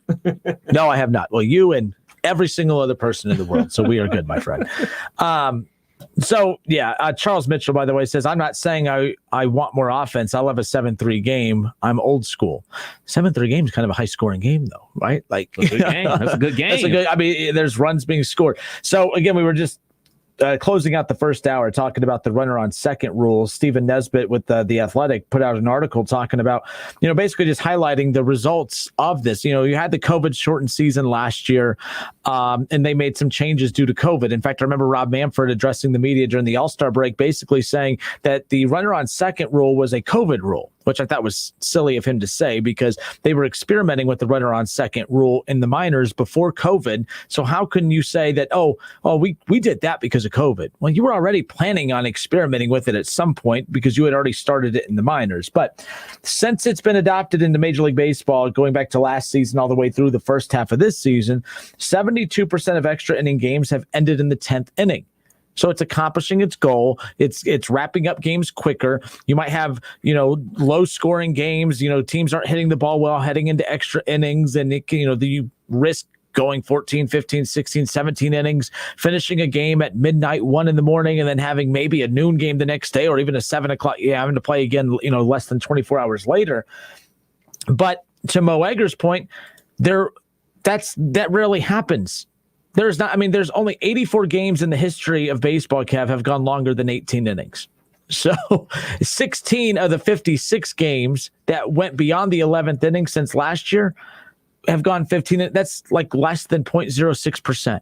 So at the end of the day, this is one of those things where if you're going to keep this rule moving forward, it was supposed to be a solution to a problem, and it made sense. But then when the problem is illustrated right here, it's like, I guess that really wasn't a problem. They tell you they make these rules up to fix a problem that doesn't exist. So what we were talking about was the pace of play. Baseball is trying to convince us that pace of play is a problem when I really don't think it's a problem. As we said, to repeat, if you enjoy something, why would you want it to be over as quick as possible, right? Like, I just don't understand that. So some of y'all guys have girls questioning the same thing. I'm just saying. Too far, but it is what it is. So how about this? Rays pitcher, Rich Hill, when he was asked Sunday if he liked to see the runner on second rule stay, Rich Hill, the pitcher, said no. And that's it. He waited for an awkward 8-second pause. And then he goes on to say, honestly, if we want to go into it more, it's at bats, it's innings pitched. There's a lot different angles that we could take. It's just like 7-inning doubleheaders. This is just the development league. This is instructional baseball. This is the big leagues. And he goes on to talk about how the problem is you are playing less innings. When it's all said and done, between the 7-inning doubleheaders and the average amount of innings that extra innings is being shaved off, that's less innings for pitchers. And he said you're messing with the history of the game. The history of the game for baseball has been tarnished to begin with. No one cares about the history of the game anymore. I remember as a kid growing up, I would be in school and my teachers would stop teaching to put on a guy about to break a home run record, about to get a big 300th win, 500th win. The history of baseball was so big. I don't remember the last time. I mean, hell, Albert Pujols hit his 500th, what home run, what 100th home run did he hit recently? That it was just a little blurb at the bottom on the ticker on SportsCenter. They didn't stop programming to do a live cut to the Angels to watch him hit that historic home run. Home runs, no one cares anymore about that. So, and as far as this goes, don't tell me that this runner on second and extra innings is all of a sudden ruining the history of baseball. How about you talk to managers like David Bell and others who take their pitcher out in the 6th inning every damn night, even if they're on a roll? Like, the history of the game is being changed based on how it's being managed, not because of extra inning rules like runner on second. So I'll leave it at that. But interesting take nonetheless. Don Roberts, Kev, says baseball has always been a slow, boring game. Other than a catcher or a pitcher, how do you get tired? You go to these games to watch baseball, to be with friends and drink and kick back and just watch and bitch, laugh a lot of cussing there, Don. I mean, my gosh, I got to read these before. Luckily, those were acceptable cuss words. But by the way, is there a sport you go watch that you don't like to chat with friends? Like, you don't like to, like baseball? I love going to baseball games. You just sit there and drink beer or whatever. But when I go to basketball games, I don't want to talk to you. I'm locked in on the basketball. I'm like, don't talk to me during a basketball game. I'm not fun to go with to a basketball game. Baseball is just so much more chill, laid back. And I've only been to one NFL game. I haven't been to enough NFL games to know how I am at those. I don't even remember. I mean, it was a Bengals-Ravens game like 8 years ago. So, but at games, can you just sit back and chill, drink, talk, whatever? Or are you locked in? I'm locked into the game. I'm locked in to any game involving my team. Like if I'm watching the Buckeyes, I don't want to be bothered. Like, I want to watch the game until it's a blowout. And then once it's a blowout, talking, doing my regular thing. And that goes to any team, one of my teams that I root for. Like, I'm locked in. And once it's not a game anymore, then I'll chill. But, if I'm going to a game as a casual fan, like, I've gone to Patriot games and everything like that when the Knicks or whomever are in town, I'm there chatty Cathy with everybody because it ain't my team. I'm just there to enjoy the game. But, like, when it's my team, I'm not there to enjoy the game. I'm there to watch my team win. Yep. So don't talk to me, basically, is what you're saying. Charles jumps back in and says there may not be 12 teams. Oh, no, hold on. Different one. Where did this one go? Okay, there it is. He goes, there may not be 12 teams that are good enough, but you will get in better teams than Notre Dame was last year. That's why so this is back to the Dabo Swinney comment, which we're going to get to the calls here in just a second, just to reset here. Dabo Swinney at ACC Media Days says that his team is not a fan of the 12-team playoff proposal. Now, before you say roll your eyes because it's Dabo Swinney, his reasoning is it's common sense. I actually agree with it. His players don't like it. Forget your feelings of Dabo, whatever. Dabo's Dabo. But he said his players don't like it because they don't want to play 2 to 3 more games. Now, Charlie called in a little bit ago and mentioned the fact, Kev, that, well, I would rather watch these playoff games at the end of the year. So get rid of the bad non-conference games. Get rid of your Miami of Ohio's. Get rid of your Akrons off the Buckeye schedule. The problem is you are now asking big programs like Ohio State, Alabama, and others to get rid of home games just so you could play playoff games on the back end. That's not going to happen. Like, we act like, when you ask Ohio State, when they, you could just get rid of those Miami of Ohio games. Those don't matter, right? Oh, you mean regardless of the opponent, the 110,000 screaming Buckeye fans who are buying tickets and paying for parking and flooding the community and putting dollars in pockets of local businesses and all the alcohol they buy and all the food and drinks that they buy. No, that's you may look at it as just Miami of Ohio, but that's a lot of money we're making on that day, regardless of who we play. We say it all the time with the Dayton Flyers. Yes, I poke fun at their non-conference home schedule half the time, and they do get some good quality opponents there, but there's a lot of embarrassing teams that they have go to UD Arena. But you know why they do that? Because it doesn't matter who they play, because Dayton Flyers fans will fill up UD Arena no matter who they play. And that is such a luxury to have that, hey, it's not about who they play. They're here to watch us. They don't care about who we're playing. They want to watch us. Now, they should reward them with good opponents, and that's what they do, like with SMU and some of these other big programs that they have on deck. But you know what I mean? Like, that's what I find interesting. But no, Ohio State and these programs are not going to cut home games just to have a chance to play more playoff games at the back end. But at the same time, these players also don't want to play a lot of games. So what do? Do you play less conference games? It still results in less home games. So that's really where the question is at what point? I mean, too many games is too many games, especially at the college levels. And I don't want to hear that, oh, these guys are getting paid now off name, image, and likeness. They're not getting their name, image, and likeness. That's what they're making money off of. They're not making money off of the games that they're playing. Right. So to sit there and say, well, now that they're making money off their name, image, and likeness, what does that have to do with playing more games? The thing about it is, when have you ever heard a league expanding games and then years later saying, you know what, that was a bad idea. Let's retract some games. Only going to add more. They're going to add more because that means more games, more TVs, more money. We look at the aspect of, we go to the games, we enjoy the games and everything like that. But it comes to the point where they're getting a lot of commas in their bank account for more games. And especially as the conference, what does it matter to them? They're not the ones out there playing. They're not the ones out there coaching.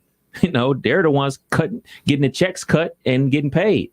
So it really doesn't matter. We can complain till we're blue in the face about it. It ain't going to change. It's only going to get, for lack of a better word, worse. They're only going to keep on expanding it. It may eventually meet its cap at 12 or 16, just like the NCAA tournament, for years it was 64. And now we're throwing a couple more. And nobody even notices. We'll make this the opening round. Nobody knows that we added more teams, but it brought in more dollars for them. So it is what it is. Us complaining about it ain't going to change it. I'm with Dabo. I just don't understand why we're doing this. People are going to say, and I understand what they're saying, where, it's going to make teams be invested longer throughout the season. I got you. And maybe you're right. We're going to find out one way or another. But currently, as it currently sits, there's a lot of blowouts in the 14 playoff. There's a ton of blowouts. There's the blowouts in the national championship game. We saw Alabama get blown out by Clemson. We saw Ohio State get blown out by Alabama. Like, it's a lot of blowouts going on. So just because you potentially have better teams in there doesn't mean they ain't gonna get blown out either. You know what I mean? So I don't know the correct answer for it, because people talk about, Charlie was talking about, well, half of the NBA makes the playoff, 40% of the NFL makes the playoff. Well, those are leagues that are capped at 30 teams. This is 132 schools playing Division I football. You can't say, like, all right, half of y'all gonna make the playoff. That's stupid. Like, you can't do that. So I don't know the correct way, but what I do know is I'll be watching just like everybody else out there. Excuse me. No, I agree when it does come to that. And like, that's what I was trying to say earlier when someone, I think it was Charlie, that said, what's my opinion on the college football playoff at 12? I mean, I'll watch it and I'm going to enjoy watching it. There's going to be a lot of really cool matchups that stem from the 12-team playoff. But as I've stated before, I think that the regular season in college football complements the 14 playoff better than any other sport out there in regards to the parallel, or than to the compared to the relationship between the regular season and postseason. I think it complements each other perfectly. I think you're locked in from the beginning of the season all the way to the end. Even in the NFL, you still have a good. You're still kind of checked out at times. It's still too long at times, especially since you added, the games don't mean as much. They've added more playoff games. I thought it was added a regular season game. And another regular season game. They've added more, playoffs. One less preseason game, though, because we still got to get 3 or 4 meaningless preseason games in. Big fun. There's that. 457-9464. By the way, we did find out we are going to be getting way more phone lines here within the near future. So I know, right? I'm pretty excited about that, which is perfect timing as we head into the football season, so I can hear all the crybaby Bengals fans call in to explain to me why we're 0-4, but we're really competitive. I cannot wait for the NFL season to get here. Kill the music. Let's go to Shaw. Let's see if Shaw is still hanging around. Shaw, you still there? Hey, I'm still here. How you doing, boys? What up? Living the dream. What you got for us today? I just don't understand the argument against how the competitiveness and you're willing to, I'm trying to figure out how to put this. The strength of the 12-game schedule of the regular season doesn't get diminished by the 12-team playoff. That's just how I feel about it. That argument of these games are going to lose its luster. I'm not talking about the first year of it. I'm not talking about the second year of it. But 5 years down the road, I promise you, everyone's going to be looking back going, 12 is the perfect number. Because now you're going to be fighting for buys. Now you're going to be fighting for home playoff games. And anybody that wants to sit there and say that a home playoff game isn't going to matter, you're not thinking about the overall city, like what the local businesses are going to get, what the ticket revenue is going to be. That's more revenue to the university. That's more revenue to these cities. Like a city like Ann Arbor, like a city like Madison, like a city like Tuscaloosa, for that matter, and all that. So now that's where all those games are still going to matter. Is now you're fighting for that bye week, and they're talking about changing the first 4 from not only getting a bye week to getting the home playoff game that very next week. So now you got all those other games going to there. You're telling me that Columbus isn't going to get excited for seeing Georgia or Florida or Alabama rolling up into Columbus at the end of November? If that's actually the case, but you're saying that eventually it'll turn to that, but right now it's not that. And on top of that, I know what you're saying, but look, there's going to be reasons to play. You're playing for, but those are motivation. Those are internal motivations for the team. Like, oh man, we got to play for home court or home field advantage. Like when we talk about that in other sports, and I know fans who really break it down will say it's an important game if we want home field, home court advantage, but that's not really going to lead to, millions of people rushing to their TV to watch an urgent game to see who gets home field advantage. It's really just going to, that right now people fled to the TVs to watch teams that they don't even like because they know, man, if this team wins, it can keep my team from getting in. And that's why the urgency is there at 4. Once you go to 12, teams that lose during the regular season, no big deal. We wake up the next day and we're still in the playoff. We just won't be as seated as high now, but we're still in the playoff. Right now, when you lose to Purdue, you're out of the playoffs. When you lose to Iowa, you're out of the playoffs. Now it's like, oh, remember that blip in the radar? We had an off week, and here we are still playing in the playoff, which is cool. You lose to Purdue now, but you're not going to have that home game. Super, but you're still in the playoff. But you're diminishing the point of the whole. No, the 12-team playoff is diminishing everything. No, it's not. It is. That's how, I don't see. So I just said it very clearly. I mean, it will. That's your opinion, and I disagree with you. Hey, you're wrong, but it's okay. You're wrong, and it's okay. No. 5 years down the road, you're going to. I don't think so. I think if you polled like 1,000 people, I'd say 90% of people would agree with me, and the 10% of weird people would agree with you. Huh? Do the poll. Do the poll. I listen to podcasts all the day long. I listen to podcasts all day long, and the college football analysts are talking about how I don't understand this argument, how the regular season is going to get diminished. It doesn't make any sense. It makes a lot of sense, actually. The game in October. No, it doesn't make sense for Ohio State. That's all that matters, and that's all you care about. No, but the rest care about of across the board. I think does matter. No, because remember when North Carolina, about Ohio State. Hey, listen, just pay attention, follow along. When Clemson only beat North Carolina by 1 2 years ago, everyone lost their mind. That only beating North Carolina by 1 a few years ago was a reason for why people said they shouldn't even be in the playoff. As stupid as I thought that argument was, that exists because the margin for error is so thin in a 14 playoff that it made that game just interesting. Everyone flooded to watch the ending to that game to see if Clemson was going to escape that game, because like, man, Clemson, the defending national champion, they could be eliminated from the playoff in the first 2 weeks of the season. That mattered. If it's a 12-team playoff, no one's flooding to watch Clemson against a bad North Carolina team at that year. For the top 4 teams in this playoff, you're 100% correct. But that's the whole reason it's going to 12, because it's not for the top 4 teams in this country. You mean to tell me people in California are going to flood to see what's happening in the American Conference with Cincinnati? In case you haven't noticed, the number 1 TV market in college football is in Birmingham, Alabama. That is not a good business model. It's just not. Okay. So what's going to wind up happening is more eyes are going to get tuned onto this nationwide. It's not going to be just a regionalized powerhouse like it is. Yes, Columbus draws well. Birmingham draws even higher than that. Why? Because they're in the playoff every year. But the middle of the country gets lost. It's not because they're in the playoff every year. It's because they're a national championship contender every year. Not all 12 teams will be national championship contenders. This is a bigger business than 4 teams, dude. Actually, right now it's just 4 teams, and that's all it is. Yes, and that's why it's not doing as well. Well, it doesn't mean it's going to be good. They're going to make a lot more money, but it doesn't mean it's going to be good. It's going to ratings will drop across the board. It's going to be better in October. Now you're going to be talking about the 11 and 12 team fight. No, I'm not. You are. No, I'm not. No, I'm not. Scale 1 to 10, now you're -5. That game against Penn State and Wisconsin in late October is now going to mean a little bit more. That game in the SEC. Oh, you mean so a game between a couple lost Wisconsin and a couple lost Penn State's going to mean something? How is that good for the product? I mean more. How is that good for the product if you're talking about? And then come 5 years down the road when you have a 17 beat a 2 seed. Now that's going to bring even more eyes into the. We can't even get a 4 to come close to a 1, and you're talking about a 7 beating a 2. Watch it happen. It's going to happen. No one ever said a 16 was going to beat a 1. I understand it's only happened once, but a 15 beat 2s, 15 beat 2. I can't understand what you're saying. Like you don't understand what I'm saying. You know exactly what I'm saying. You're just being a jerk. Shaw, we should do this more often. Good hearing from you. He didn't even say bye. He's rude. We'll be back.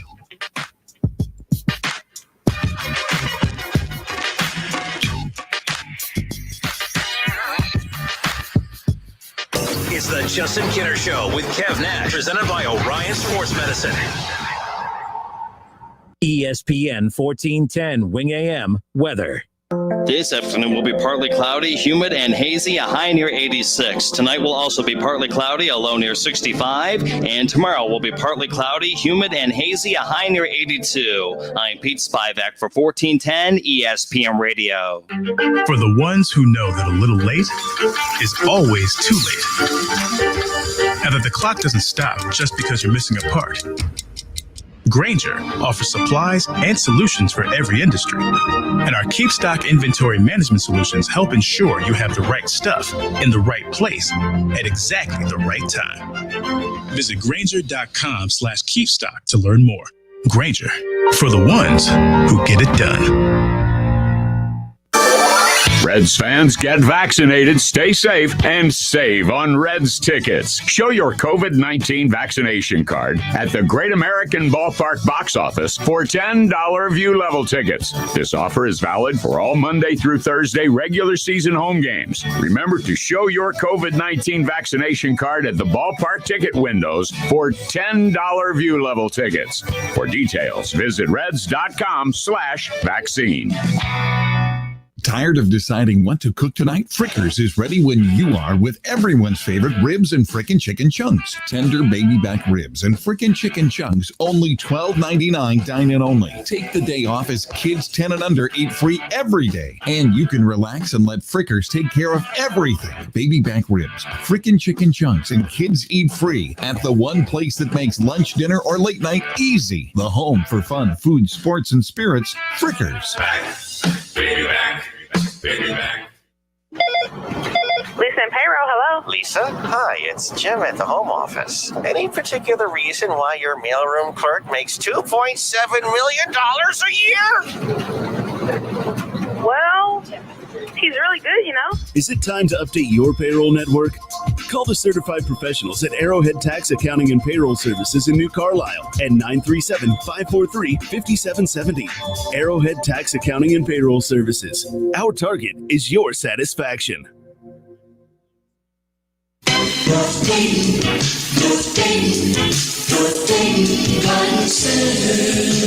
Hi, Pete Kasuji here to tell you that if you're looking for the very best selection of your favorite garden plants, we grow over 125 varieties of tomatoes, peppers, cabbage, broccoli, cucumbers, cantaloupe, and eggplants. And if you haven't tried our famous Neighbor Beater tomato and pepper plants, come out and pick up a few and enjoy the best taste you ever had from your garden. They taste so good you'll wish you planted more. And remember, Neighbor Beater garden plants are sold only at our garden center at 1309 Brant Pike. So get out that shovel and start digging.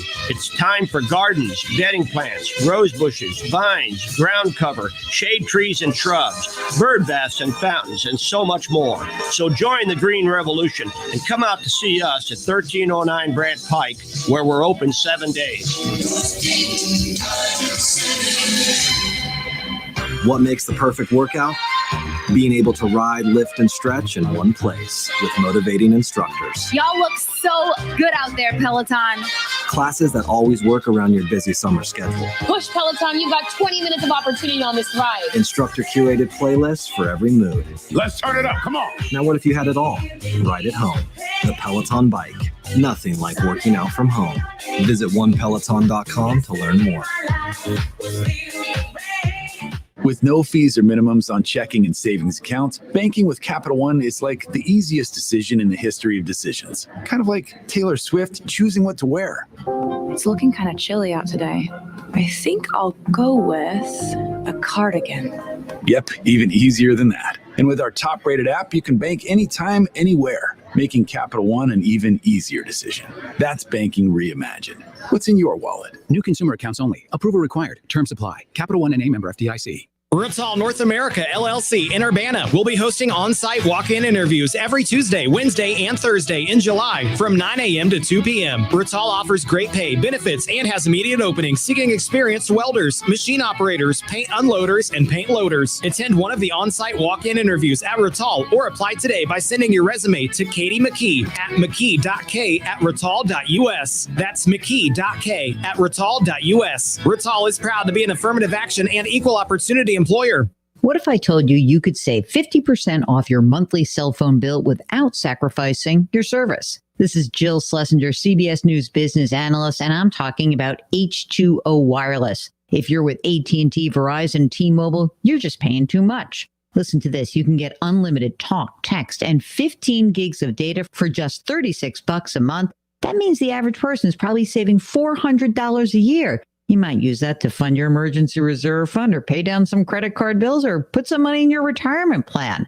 And switching is so easy. You can keep your phone, keep your number. You just have to swap out your SIM card. You get the same great service you currently have, but at half the price. Right now, you can save 50% off your first month when you dial pound 250 and say keyword get H2O. That's pound 250 and say keyword get H2O to start saving today. Don't wait to get a new job. Express Employment Professionals is hiring for more than 35,000 jobs. Find your local Express office at expresspros.com or on the Express Jobs app.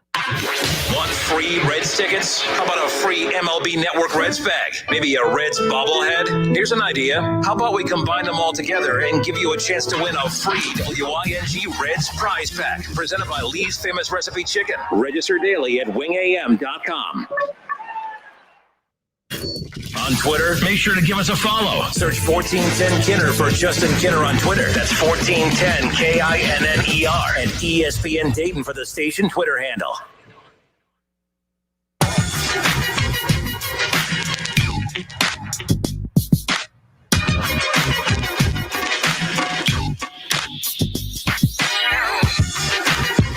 Oh, will you stop dancing and stuff? I mean, my kid, I'm Kev, I'm going on vacation. Oh, look at me.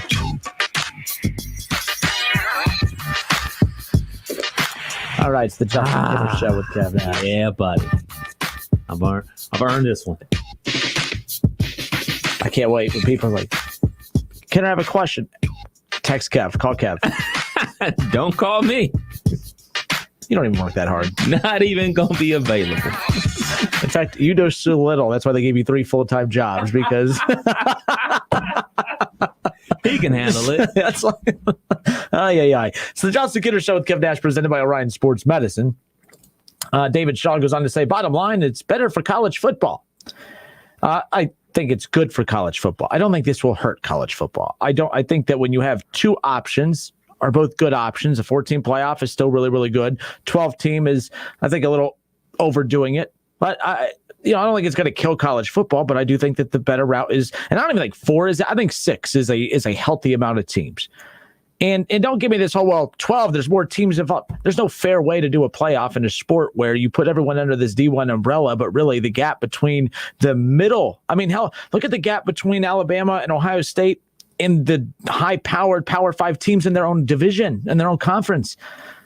So, I mean, and then he goes on to say that it's going to help recruiting and yada. I don't think it's going to help recruiting. I think if you think that, oh, well, right now everyone just goes to the 4 most popular teams that they think is going to make the playoff, and that's why they go there. And now if more teams are in the playoff, that means there's more teams for these recruits to choose from, when really that's not the case. They're going to Ohio State, and they're going to Georgia and LSU, and they're going to Alabama because of the NFL, not because of the college football playoff.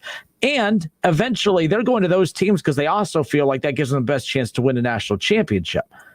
The 12 teams that would be making the college football playoff year in and year out, not all, I'd say not, I mean, hell, right now, there's not even 3 national championship contenders on a given year in a 14 playoff. So no, I don't think you might see an uptick in it at the beginning, but I think eventually, just like in the 14 playoff, like everyone thought this 14 playoff, it was just going to be 4 different teams every single year. That has not been the case. You think that the committee is not going to fall into their same habits year in and year out when evaluating the same 12 teams? Like, I think you're going to see there will be 10 of 12 every year that are the same. And wow. I don't think that's that hot of a take. I really do. I don't think that I think the teams that are going to interchange are going to be when they throw the bones to like Cincinnati and Memphis and Tulsa and UCF and teams like that, right? Like, I don't see this being oh man, you're gonna get Louisiana and you're gonna get Cincinnati and Memphis all in the same year. No, you're gonna get probably one of those teams with the same LSUs, with the same Georgias, with the same Penn States, with the same Ohio States, with the same Clemsons and maybe North Carolina. Now maybe Florida State turns it around. Then you're going to get a couple Pac-12 teams.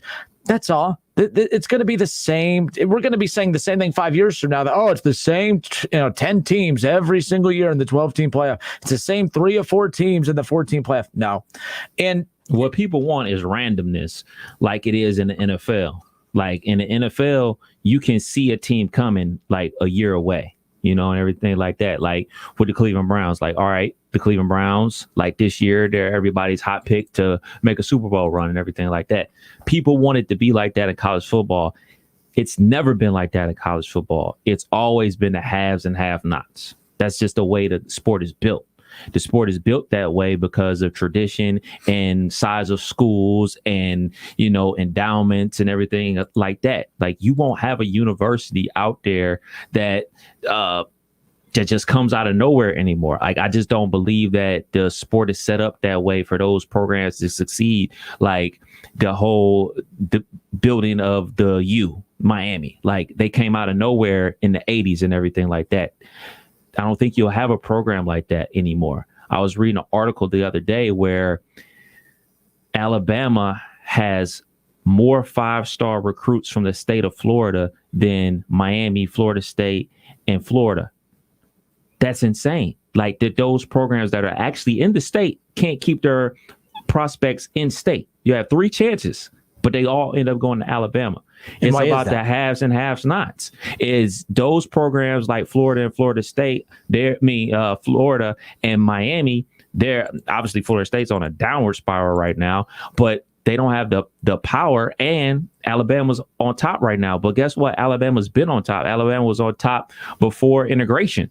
You know what I'm saying? So a lot of these teams have advantages already built in. You know, okay, you can say the schools in Florida, they have a built-in advantage because they're in the state of Florida. I mean, I don't hear about too many 5-star recruits from Tuscaloosa, Alabama, but somehow Tuscaloosa, Alabama keeps getting 5 stars from Florida, from Texas, from all across the globe. They are super committed to winning, and they're willing to do whatever it takes to get the product on the field to win is the football games. And that product is the recruits, the 5 stars and the 4 stars and the guys that are going to be going to the NFL and developing that talent. So the haves and have-nots are college football, and that's the way it's always going to be. It's always going to be like that. And even if there's a team like Shaw was talking about, like with Boise State, like Boise State had like a 5-year run where they were real good. And now they fell back a little bit. I don't think there's going to be a situation where a UC or a Memphis or a UCF can sustain a big run like that for a 5-year span to get over that hump to say, like, all right, we're officially a big dog. We're officially here to play forever. Like, we see this with Gonzaga, but basketball and football are 2 totally different games. Like, you can make an impact with a one 5-star dude on your team in basketball. In football, you need multiple of those guys. So the teams that are in the G5, I think it's going to be very hard for them to really bust through the way the college football is set up. And I don't think that it'll ever change. And I don't think it's ever been like that, like since the modern day of college football. I think it's always been like that. It's going to be a haves and have-nots, and it's always going to be those same teams that are going to be up there vying for a national championship. So the 14 playoff has not ruined programs. It's made programs, but I don't think it's ruined programs. Like, everyone acts like, Shaw's sitting here acting like recruiting dipped across for a lot of programs because of the 14 playoff. No, the 14 playoff exposed teams for not being, as you said, the contenders. There's contenders and pretenders. And Clemson proved to be a contender. Alabama is an obvious contender. Ohio State, an obvious contender, but they haven't done it to the level of which we've seen from Alabama and Clemson, who won multiple championships. I mean, 3. Nick Saban's won 3 in the college football playoff era with 4, 2 national championships for Dabo Swinney at Clemson. And then, of course, you have, 1 at LSU, 1 at Ohio State, and you have those sprinkled in there as well. So with that being said, it's not as if this 12-team playoff is all of a sudden going to lead to, I don't think it's, well, I'll ask you, is it going to lead to an increase in recruiting for certain programs? Because let me ask you, the elite athletes, Kev, is the end goal, we want to play in the college football playoff, or I want to get to the NFL? Because Ohio State's not going to lose out on recruits to these other, tiered, how we talked about tiers. If the teams that are really good, like the LSUs and others, and by the way, Ohio State, LSU, I think Ohio State's slightly above LSU, but they're roughly in that same tier almost. But like the teams in the tiers below Ohio State, they're not going to start losing recruits to the teams below them because the field expanded. They're going to Ohio State because that's the best opportunity to get them to the NFL. If you're a wide receiver, if you're a cornerback, running back, especially any defensive lineman, anyone and everyone, you're being drafted because of why? You went to Ohio State. Alabama. How about, and you want to talk about, people keep bringing up the name, image, and likeness, and that's what's also going to help spread the recruiting around. Maybe, or the contenders are going to be what matters, because how about this? How about Bryce Young? He has already inked over $1 million in name, image, and likeness deals because he's playing at Alabama. and he hasn't played a damn game. He already inked he's already inked over $1 million in endorsement deals. And that was revealed today at the SEC Media Day from Coach Nick Saban. And he hasn't even played a game for Alabama, Kev, and he's already inked that deal. Don't act like, oh man, Cincinnati, their recruiting is going to go up because 12-team play. Really? Is Bryce Young going to make that $1 million at Cincinnati? Is he going to make that at Memphis? Is he going to make that at Nebraska? No, he's making that at Alabama. And let's be also clear on this too. All the points that Shaw and a lot of people are trying to make. That's not why college football, just so you know, no matter how many hot takes you have as to why 12 teams is good, the NCAA doesn't agree with, or the College Football Playoff Committee, they don't agree with one thing any of you have to say, because the only thing that matters to them is money. The TV deal for this will be so ridiculous that that's all that matters. Because when we had Jason Fitz, and we've had a lot of people who have done these mock college football playoff drafts, or not drafts, but when they've done the mock playoff committee rooms, they said that they had people within the actual college football playoff committee tell them they have no interest of changing it from 4 because everyone's talking about it from beginning to end. And they've said if they go any more outside of 4, people will talk about it less and less because, well, we're going to get in no matter what. That's the committee saying that. So that's Jason Fitz and them saying what has been told to them from the actual people in the room, that they had no interest. They said, oh, no, there's no way that we get past this contract and don't expect it. They like it at 4. There's no reason to move it. But guess what? COVID happens. And now all of a sudden we go from, oh, no, we like the 14 playoff to, oh, let's not expand to 6. Let's not look at 8. Let's go from 4 to 12. Let's go 3 times the size of what the playoff already is. So, folks, I get it. Everyone's coming in with the NCAA. What they're thinking is that more people are going to tune in to Cincinnati Bearcat football, that more people are going to tune into Memphis football, that more people are going to tune into Iowa football. That's not why they're doing this. They're doing this because look at the money that bowl games make versus look at the money that these playoff games make. And that's why they're doing it. It's as simple as that. It's not because, oh, Birmingham has too many, your highest rating point is in Birmingham. That's not why they're doing this. It's a rebranding. Rebranding. Yeah, like you said, all. You stole, I don't know, a random bowl game on, and people ain't going to watch it. You say random bowl game is a playoff game, people are going to watch it because the stakes are higher. They think that the team that moves on is, well, not even think, the team that moves on continues to play. The stakes are going to be higher. So it's a rebranding situation. It's not changing too much. I still think the teams that are at the top are still going to win it. Will you get a hot team like you do in the NFL, like a wild card team that make a run to the national championship game? I'm not sure if that's likely. To be perfectly honest, man, I just don't know, man. We see so many blowouts. We see blowouts from teams that are equal talent get blown out. You know what I mean? So it's like, so what's going to happen when a team with lesser talent goes up against another team?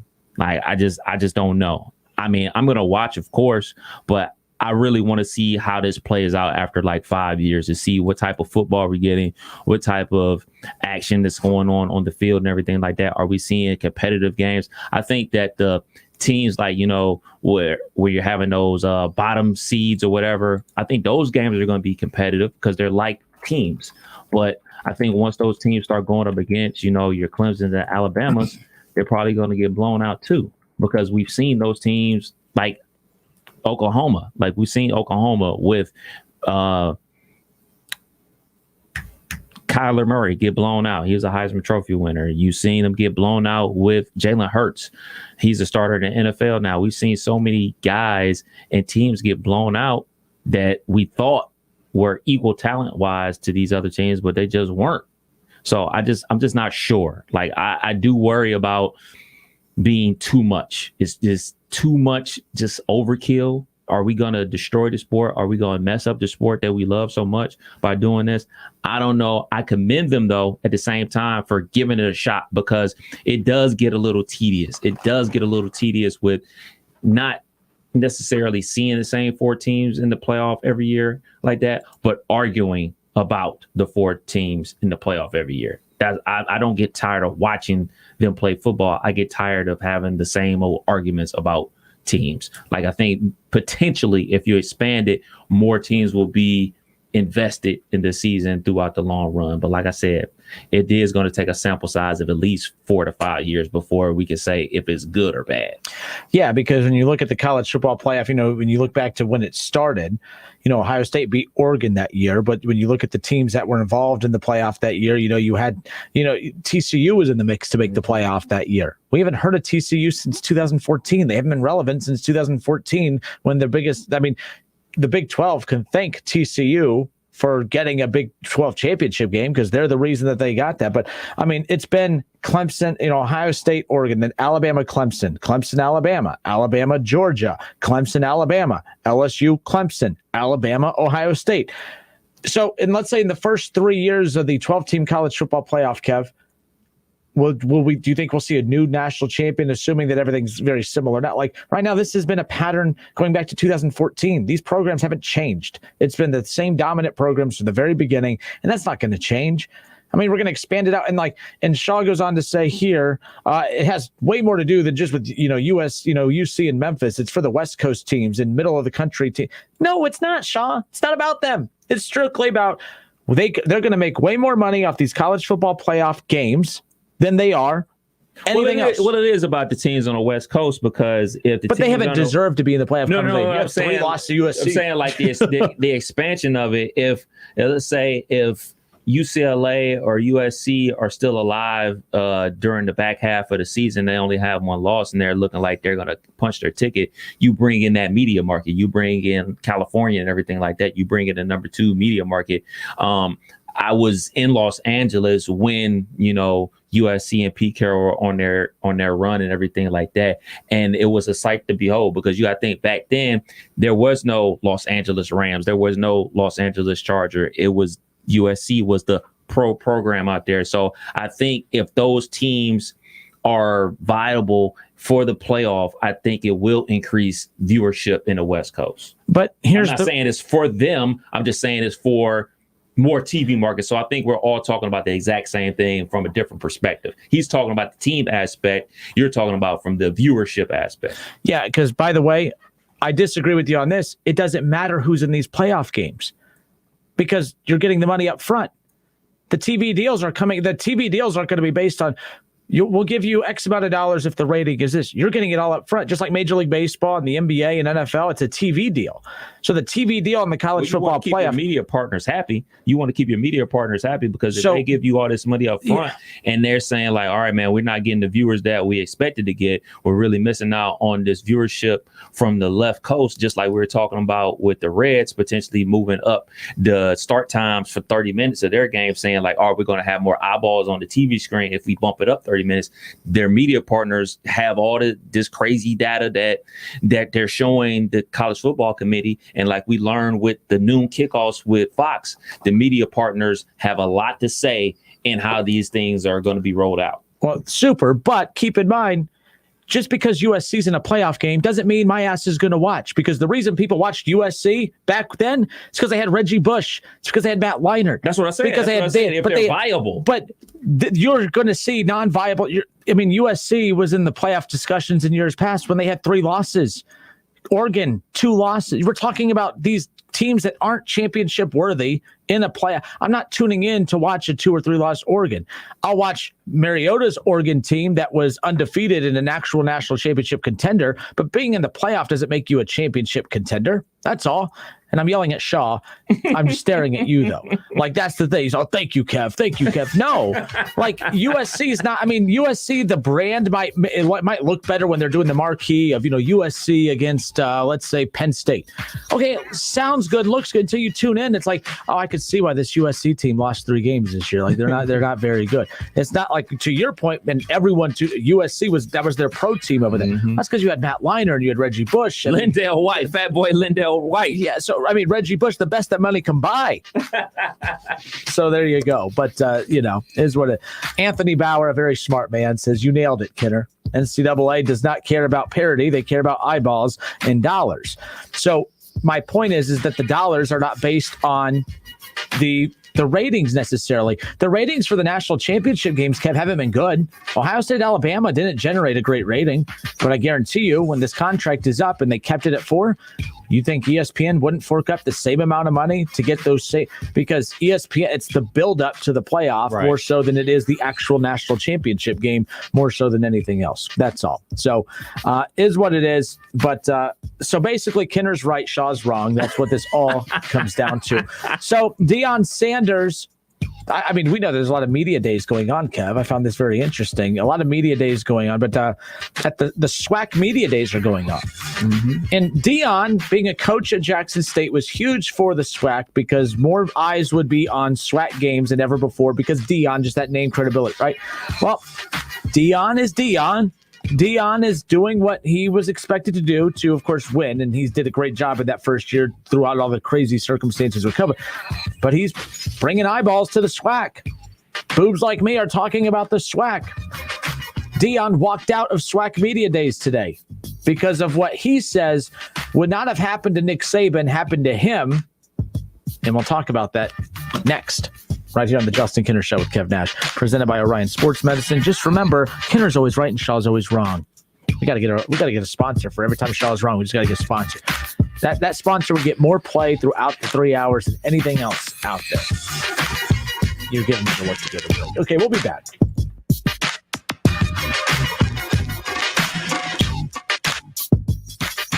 It's the Justin Kinner Show with Kev Nash on 1410 ESPN Radio. When you're ready to buy something, the first thing you do is go online. But buying a home is different. You've got loan applications, pre-approvals, competing offers, the list goes on. That's where a Realtor comes in. Realtors have expertise and local knowledge to give you a competitive edge that a search bar just can't. And in today's market, an edge is what you need. So when you're ready to buy a home, the first thing to do is make sure you have an agent who's a Realtor. Realtors are members of the National Association of Realtors. That's who we are.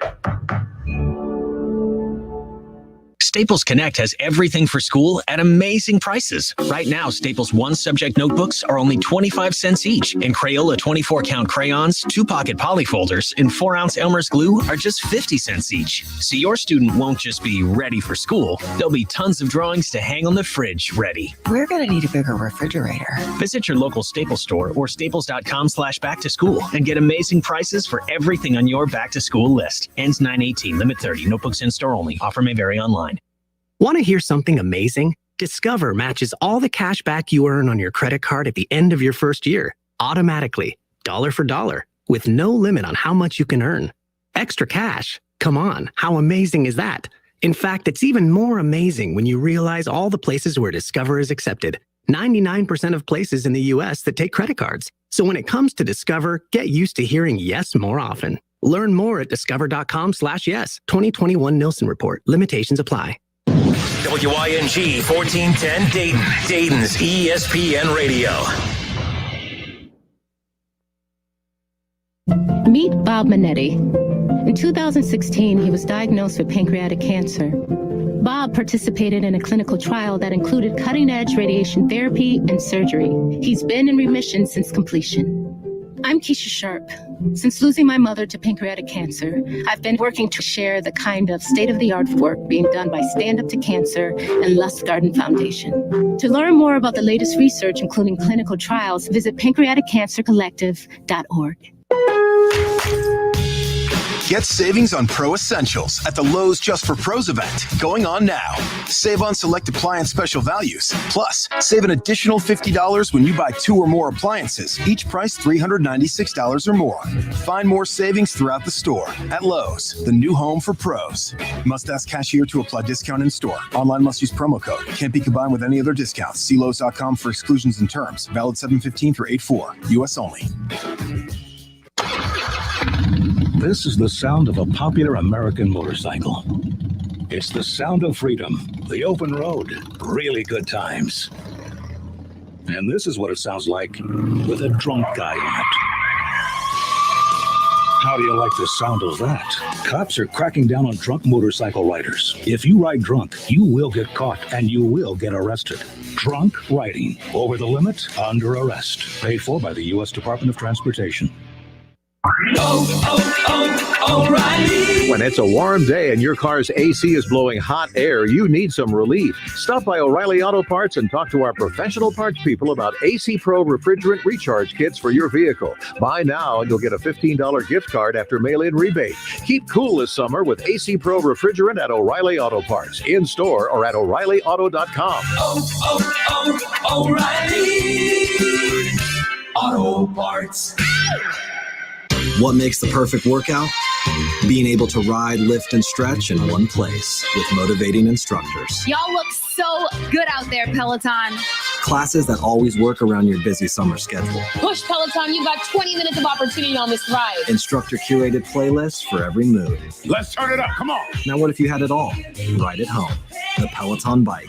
Nothing like working out from home. Visit onepeloton.com to learn more. Hey, here to tell you about my friends at Cordell Transportation. They're now hiring Class A CDL drivers and offering a $5,000 sign-on bonus. That's right, a $5,000 sign-on bonus. Home daily, dedicated lanes, and no-touch freight. Brand new equipment as well. Medical, dental, vision, and company-paid life insurance. Call Cody right now. Apply online at CordellTransportation.com. Cordell Transportation, driven to succeed. From the beginning, they were applauded. The music that sold over 100 million records. Chicago, July 27th, Rose Music Center at the Heights. Make me smile. The music of Chicago. Does anybody really know what time it is? Tickets are on sale now at Ticketmaster.com and the Rose Music Center box office. 54624. Chicago. Listen to this station anytime, anywhere on Odyssey. Odyssey is your new audio home for all the music, news, sports, and podcasts that matter to you. Odyssey. That's AUDACY. It may be hot right now, but Rural King can help you beat the heat during the dog days of summer. With fans to cool you off, hoses to help keep your lawn and plants looking their best, and driveway sealer for that last summer project. And if you're ahead of schedule on your projects, you can get started on fall by pre-booking wood pellets and stocking up on bedding. Get everything you need for your last summer projects and get started on your fall ones at Rural King, America's farm and home store. Folks, you show it, we'll feed it. Quality show feeds from Lowe's, Umbarger, Hunter at a great price, along with Sullivan Show products right here at Homestead Feed and Supply, 1833 North Dayton Lakeview Road. Tell them the Colonel sent you. Everything you want to hear is on Audible. Stream the bestsellers and the newest hot releases, and stream originals and podcasts too. Sign up for a free trial at audible.com. He's a former Buckeyes great and now a college football Hall of Famer. And don't forget about his 13 years of NFL experience playing for the Eagles, Dolphins, Jets, and the New England Patriots. He's Dayton's own Keith Byers. Hang out with him every Monday at noon on the Keith Byers Show, presented by Lee's Famous Recipe Chicken. Whether you're at home, at work, or in your car, tune in to ESPN 1410 Wing AM or stream us live at wingam.com.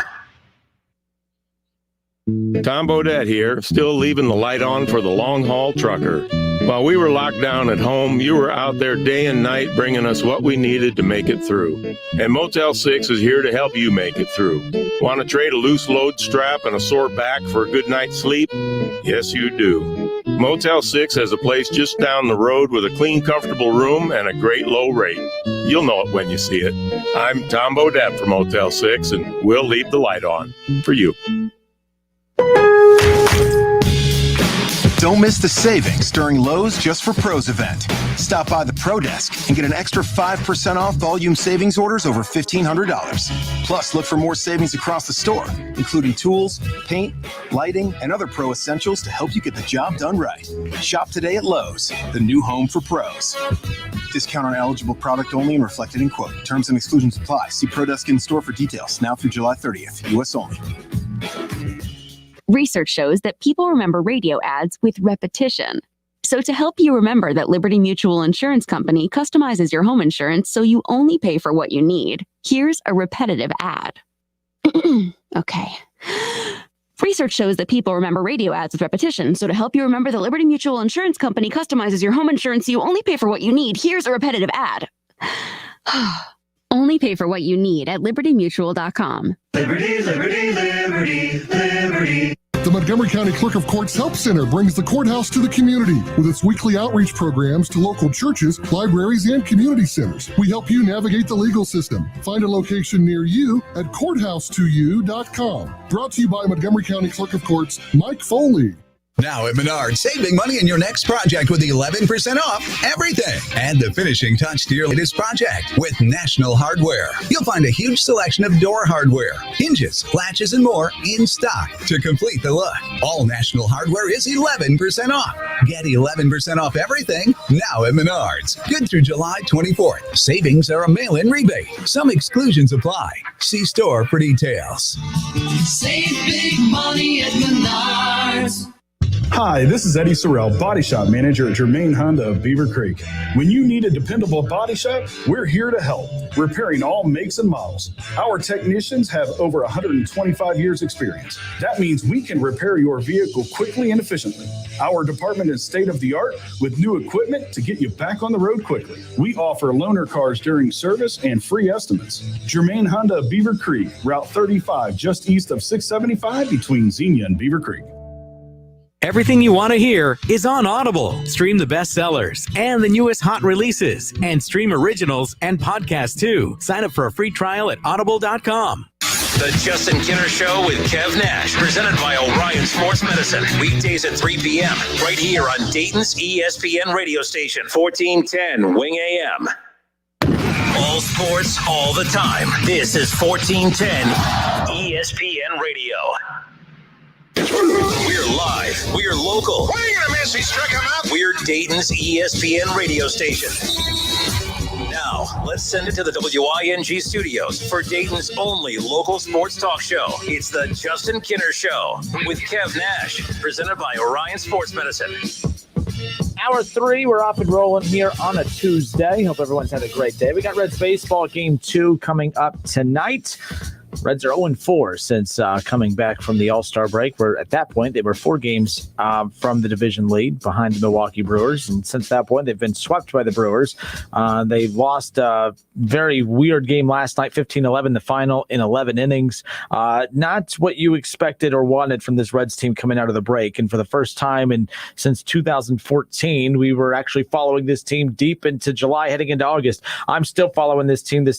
I still think they have one more run left in them that will define this season, and that run has to start really tonight. You can't drop 2 or 3 or be, God forbid, be swept from the Mets. These next 2 games are crucial. By the time we hit the airwaves again tomorrow, the Reds better have 2 more wins. But there's a good chance they could have 2 more losses, and we could be talking about one of the biggest meltdowns to come out of an All-Star break for the first time. Oh, yeah, since 2014 when the Reds did this last time, too. Coincidentally enough, got swept by a New York team and the Brewers. They got swept by the Yankees, swept by the Brewers. Now they got swept by the Brewers and could get swept by the Mets. So hopefully that's not the case. By the way, earlier when I said that every time Shaw is wrong about something, we should get it sponsored by somebody. Anthony Bauer, great. He says, Kinner is correct, brought to you by Correct Plumbing, Heating, and Air. And I was like, oh, haha, Correct Plumbing. There is a Correct Plumbing, Heating, and Air here in the Miami Valley. So I'm giving them a free pub, basically, just to make this funny little bit here. But yeah, we might need to get them as a sponsor on the show. And they don't understand. Like, I wish we're going to have to start tracking all of Shaw's takes, because, I mean, he is wrong so much that the statistics alone would, they're not great stats like Birmingham ratings and stuff like that he likes to love, but then Shaw comes back and says, Kinner is wrong, brought to you by Rumpke, because that's where his takes belong. Don't give him that attention. First of all, he's not going out with a fight. I like it. Well, he has more fight than the team he followed. He's a Michigan fan. He's a Michigan fan. So there's that. Shaw, please tell us how you became a Michigan fan. Because, I mean, obviously you live in Ohio. That doesn't mean you're from Ohio, but I would like to know that. He likes being wrong and he likes losing. It's very obvious why he's a Michigan fan. I'm just saying. I'm going to call in here and try and talk smack about the Buckeyes and stuff. Because when you beat Ohio State, then you get to sit at the adult table. Until then, go over there and make your Rumpke jokes. Do what you got to do. Get through. Deion Sanders, prime time. He's in the spotlight once again. Okay? And so apparently While he was talking about the upcoming season at the SWAC Media Days, he abruptly ended the Media Days conversation and walked out. He was frustrated. Apparently, according to Pat Smith, said that, talking season, with him apparently ended abruptly after a reporter referred to him as Dion. Now, in the article about this is from the Clarion Ledger. Now, the Clarion Ledger is the outlet that the reporter writes for that referred to him as Dion, who this reporter has covered many sports, many different sports at the collegiate level, and has always referred to coaches by their first name. He has always referred to Nick Saban as Nick. In fact, Dan Wolken and many other media members have come out and said, actually, we have always referred to Nick Saban as Nick. Deion Sanders says, you don't call Nick Saban Nick, don't call me Dion. He would go on to say that if you call Nick, you will get cussed out on the spot, so don't do that to me. Treat me like Nick. First of all, I don't like this blow up. I don't like the temper tantrum storming out of the press conference.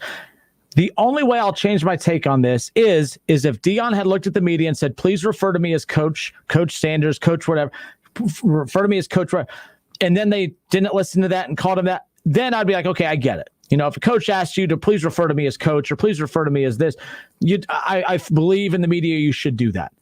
But if the very first time you get called Dion, and I have a hard time believing that in the entire time you've been a coach that the media has never called you Dion, like at any point, like you've always, like your entire career, you've been known as Dion. It's going to take time for people to look at you and say, coach, and if, to say you got to treat me like Nick, first of all, you don't realize the door that's being opened to, you want to be treated with the same respect as a coach that has won won however many national championships he's won. First of all, I don't believe this is disrespectful. However, if he wants the media to refer to him as Coach Sanders, then they should refer to him as that.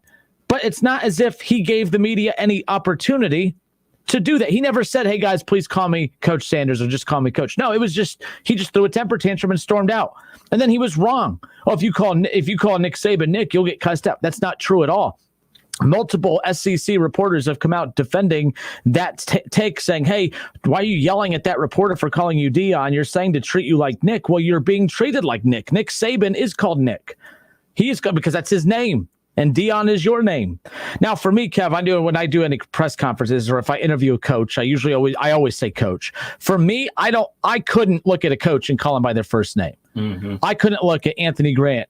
And, I might say, back when we had him on before I ticked him off, when he would come on, I would say, we got, Dayton Flyers head coach Anthony Grant. Coach, welcome on. I would never call him Anthony. And I never would call him Anthony. I'll never, I can't do that. Even to this day, when I see teachers from high school, I can't call them by their, now I'm 30 years old. I should, I'm an equal, right? I still look at my teachers from high school and I'll say Mr. or Mrs. I can't do that. I can't get on that first name basis with them. That's weird to me. I never look at a coach, Coach Nagy at Wright State. I've never said, yo, Scott, so what did you think about the run of I can't do that. If I went to, Ohio State, I've always said Coach Day, blah, blah, blah, blah. I don't say, hey, Ryan, what'd you think about, blah, blah. No, I mean, hell, the Bucknuts people call Urban Meyer Herbs. They're like, oh, Herbs this, Herbs that. No, Dion, I'm a huge Deion Sanders fan. I've never paid attention to SWAC football before. I was like, definitely every time his games were on ESPN last year, I was watching, and I don't even know any of the damn players' names, but he has that drawing power. That's why this is a story. If any other coach does this, it's probably just a little headline at the bottom, but he's wrong here. Don't say treat me like Nick, and everyone calls Nick Nick.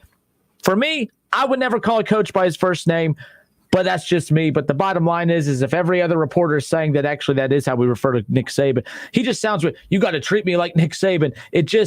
I'm not saying he's wrong. You should respect him just like you respect Nick Saban, but you got to understand the door that you open to the jokes of, wait, you've coached 1 year and you want to be treated like Nick Saban. Bottom line is I don't think anything was done wrong here. I do think he was wrong for the handling of this, unless I am told or read later that he had asked them to be called coach and they ignored him.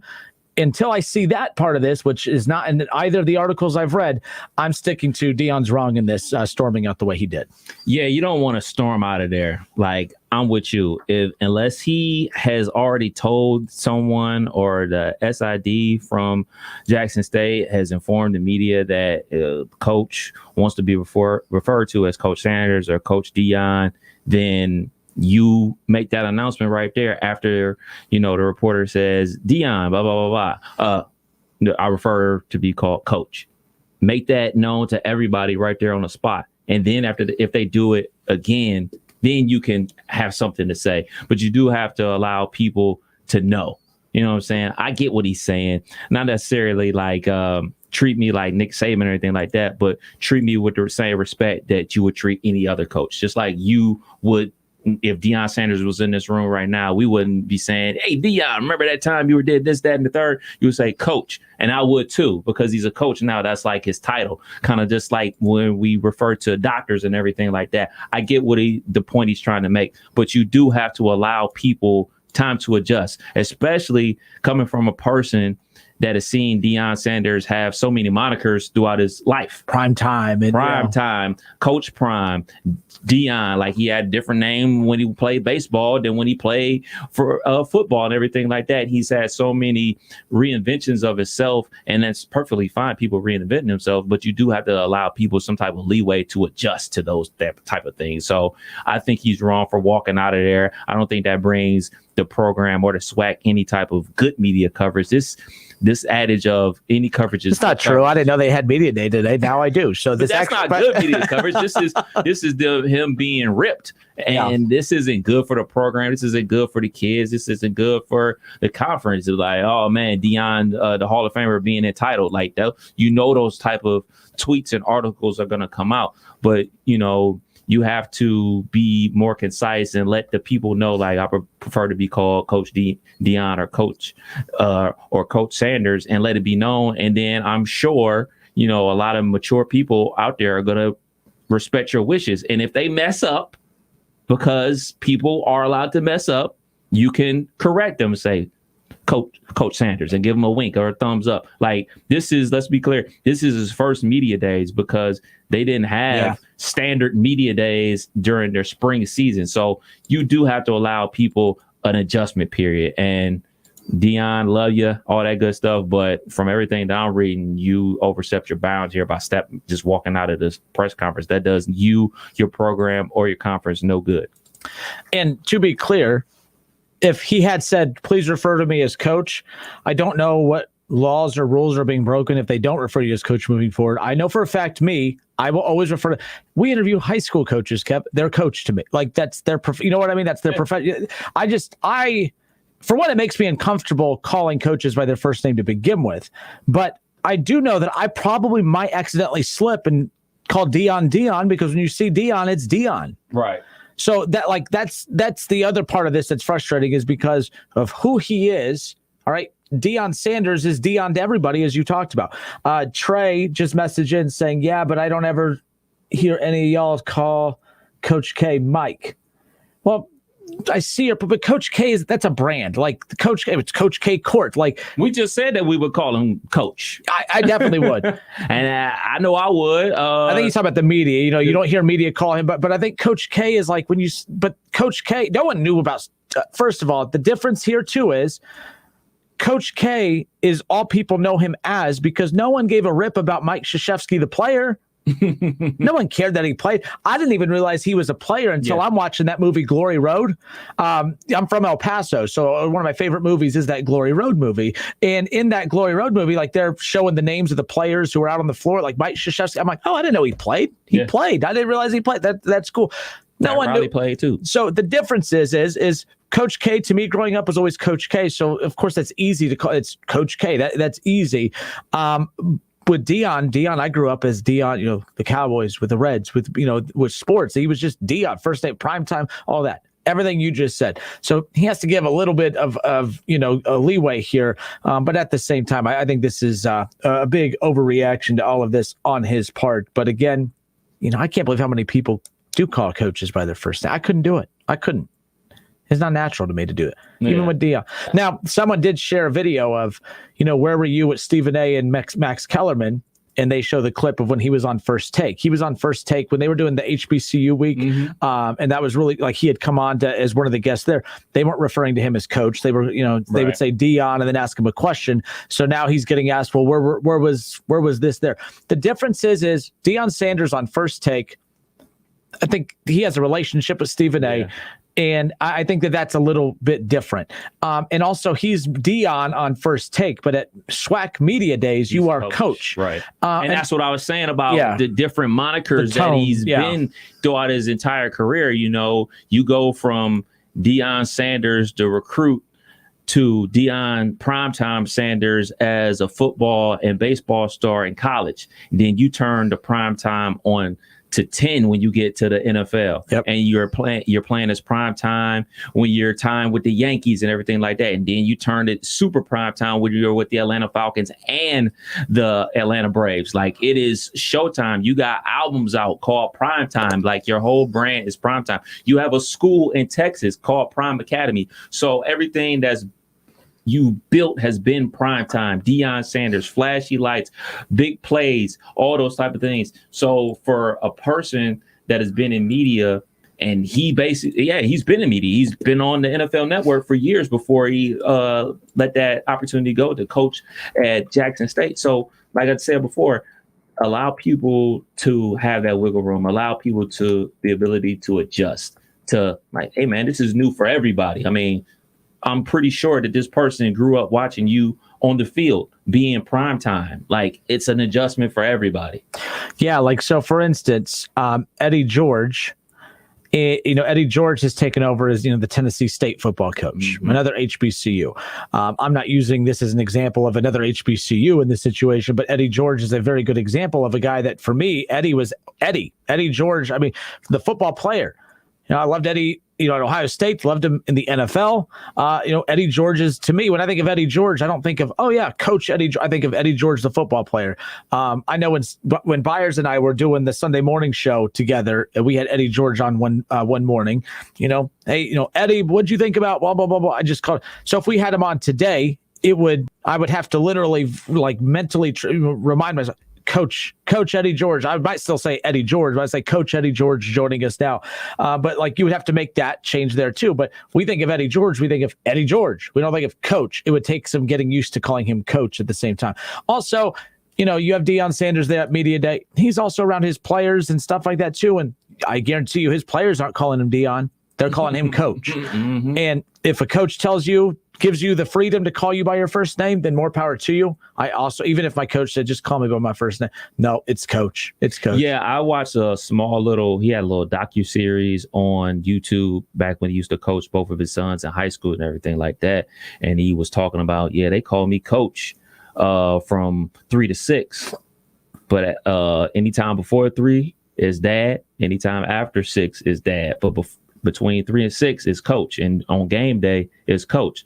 And, that's great for your household, and your kids have that relationship with you and know that that's what they do. But we don't live with you. We're not there with you.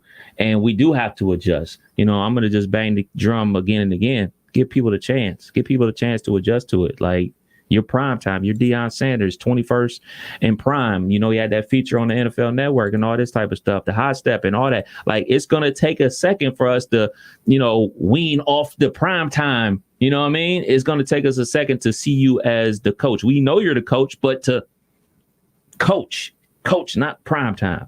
It's going to take a second. But you know what this does moving forward? He ain't going to be called Deion again. He ain't going to be called Deion again. Promise Coach you that. Prime. And caught up in the moment. And to be fair to him, how I just said, I couldn't imagine calling a coach by their first name. I would bet you Deion's that same way. Me and Deion are a lot alike. No, what I mean by that. 4.22? Yeah, exactly. That's my height. No. So what I mean is, I don't think Deion ever looks at coaches and calls them by their first name. I think he looks at every coach and calls them coach. Yeah. So I think in his head, he just assumed I'm going to be called coach. Yeah. So I think that's really what it comes down to. I don't think anyone will call him coach or Deion again moving forward. And if they do, and it's a slip and they apologize, you don't storm out. If I would have no problem had he said, "Hey guys, can you please refer to me as coach? I'm setting an example for my players. I know I'm Deion to my players too, but I'm trying to get in their heads that I'm Coach Deion now on the recruiting trail. I'm not coming in as a celebrity appearance as Deion say. I'm here as a coach." So I get wanting to pound that into people's heads. I'm Coach Deion saying, but you gotta kind of throw it out there a little bit. You can't just expect everyone to wake up. But I think in his head, he probably thinks, well, I call everyone coach that's a coach. So I think he just thinks that's the norm, that everyone should just be calling him coach right off the bat. So there you go. Like I said, to sum up, me and Dion have a lot in common. I mean, a lot of similarities. Just saying. Athleticism, we have it all. It's the Justin Kinner Show with Kev Nash, presented by Orion Sports Medicine. On the other side of the break, Kev Nash brings us over under NBA Finals tonight. Aaron Rodgers and the Milwaukee Bucks. There's an interesting storyline developing between both sides tonight. I'll tell you about that. I'm excited about that. I'm liking Aaron Rodgers less and less as each day goes on, by the way. We'll talk about that on the other side. Kev Nash brings you over under when we come back. It's the Justin Kinner Show with Kev Nash, presented by Orion Sports Medicine. ESPN 1410 Wing AM weather. This afternoon will be partly cloudy, humid, and hazy, a high near 86. Tonight will also be partly cloudy, a low near 65. And tomorrow will be partly cloudy, humid, and hazy, a high near 82. I'm Pete Spivak for 1410 ESPN Radio. Weather is brought to you by Cullet Seal Coating, protecting the asphalt surfaces at your home, office, or commercial property. Introducing infrared patching, a new technology for your property. This service and more at culletsealcoating.com. If an education can help you prepare for a career change, here's an opportunity. University of Phoenix is awarding up to $1 million in new scholarships this month. You could earn between $2,000 and $3,000 in a non-cash tuition scholarship. See which one you may qualify for at phoenix.edu.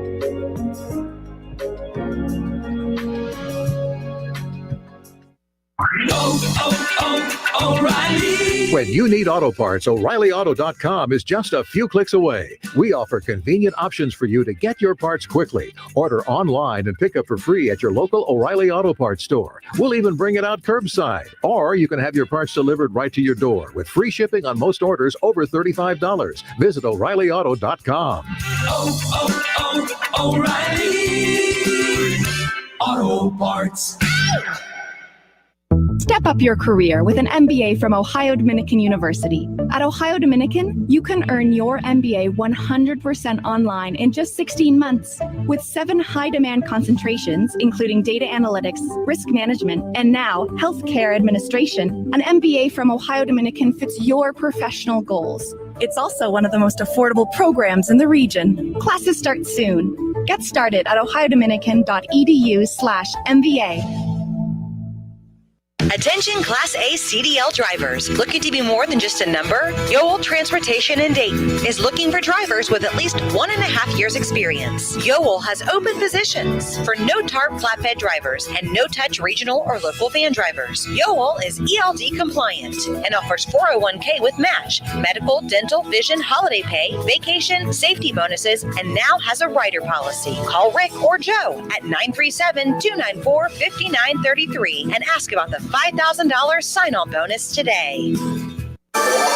Taking a Reds game from the Kroger bleachers for some fun in the sun this summer. Offering one of the best values at the ballpark, the Kroger bleachers are a great location to watch the action with family and friends while cheering on your Reds. Plus, you can take advantage of the Kroger meal deal at every game, which includes a hot dog, soft drink, chips, and a snack. Get your tickets today at Reds.com.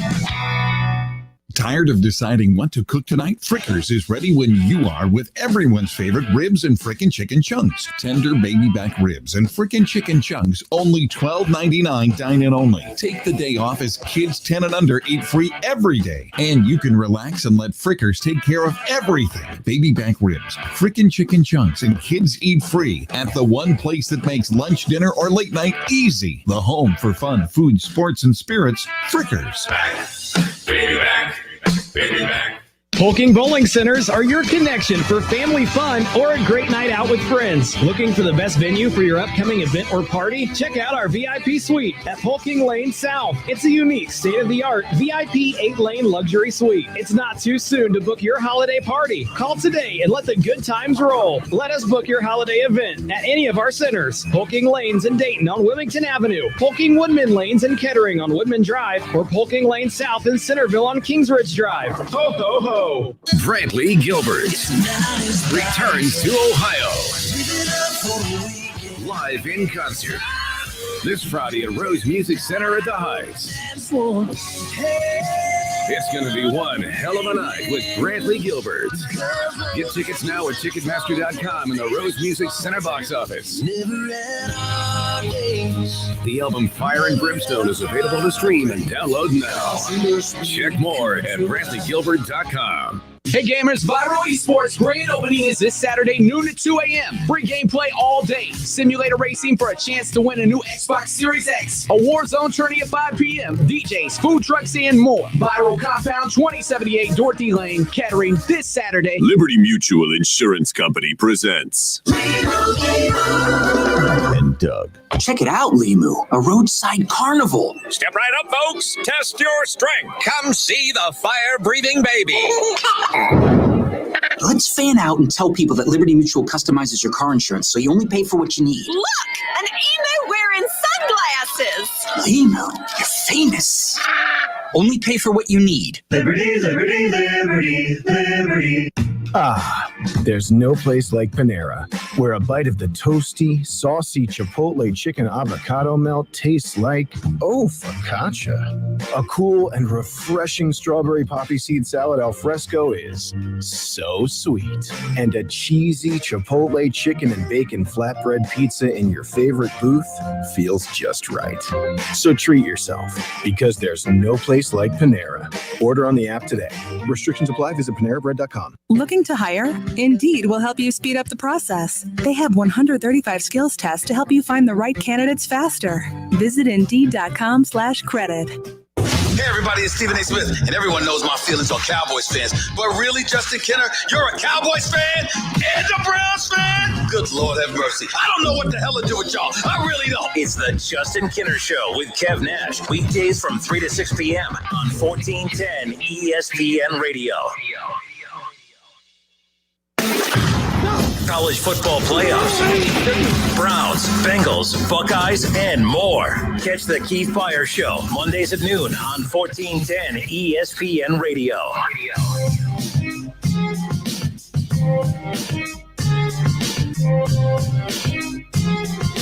Reds baseball coming up here later on tonight. 7:10 the first pitch, 6:40 the pregame. Game 2. The Reds have yet to win a game here in the second half of the season. And a little disappointed in the old Red Legs. We were really amped up and excited about the Reds at the break. And we were expecting big things coming out of that break, especially as they, I guess, if you want to say, kind of auditioning for the front office, just trying to be able to show them.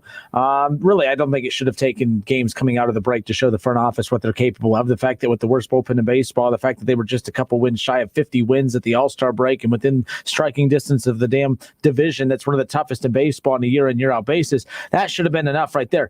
I will say this about the Reds that frustrates me. Why I'll never understand the teams, Kev, that wait and again, this is coming from me who, if my boss tells me, hey, I need you to send me this by the end of the day tomorrow, and if 5 o'clock's the end of the day tomorrow, my boss is getting it at 4:55 if I'm on time. Okay, I go right up to the deadline. When it's time, hey, your finals, your paper, you got to submit it by the end of class next Tuesday. Class ends at 5 o'clock. 4:55. My final paper will be submitted probably 58. Just knowing me. So I say that, knowing that I'm the same way. But when it comes to improving your team, the trade deadline's on the 30th.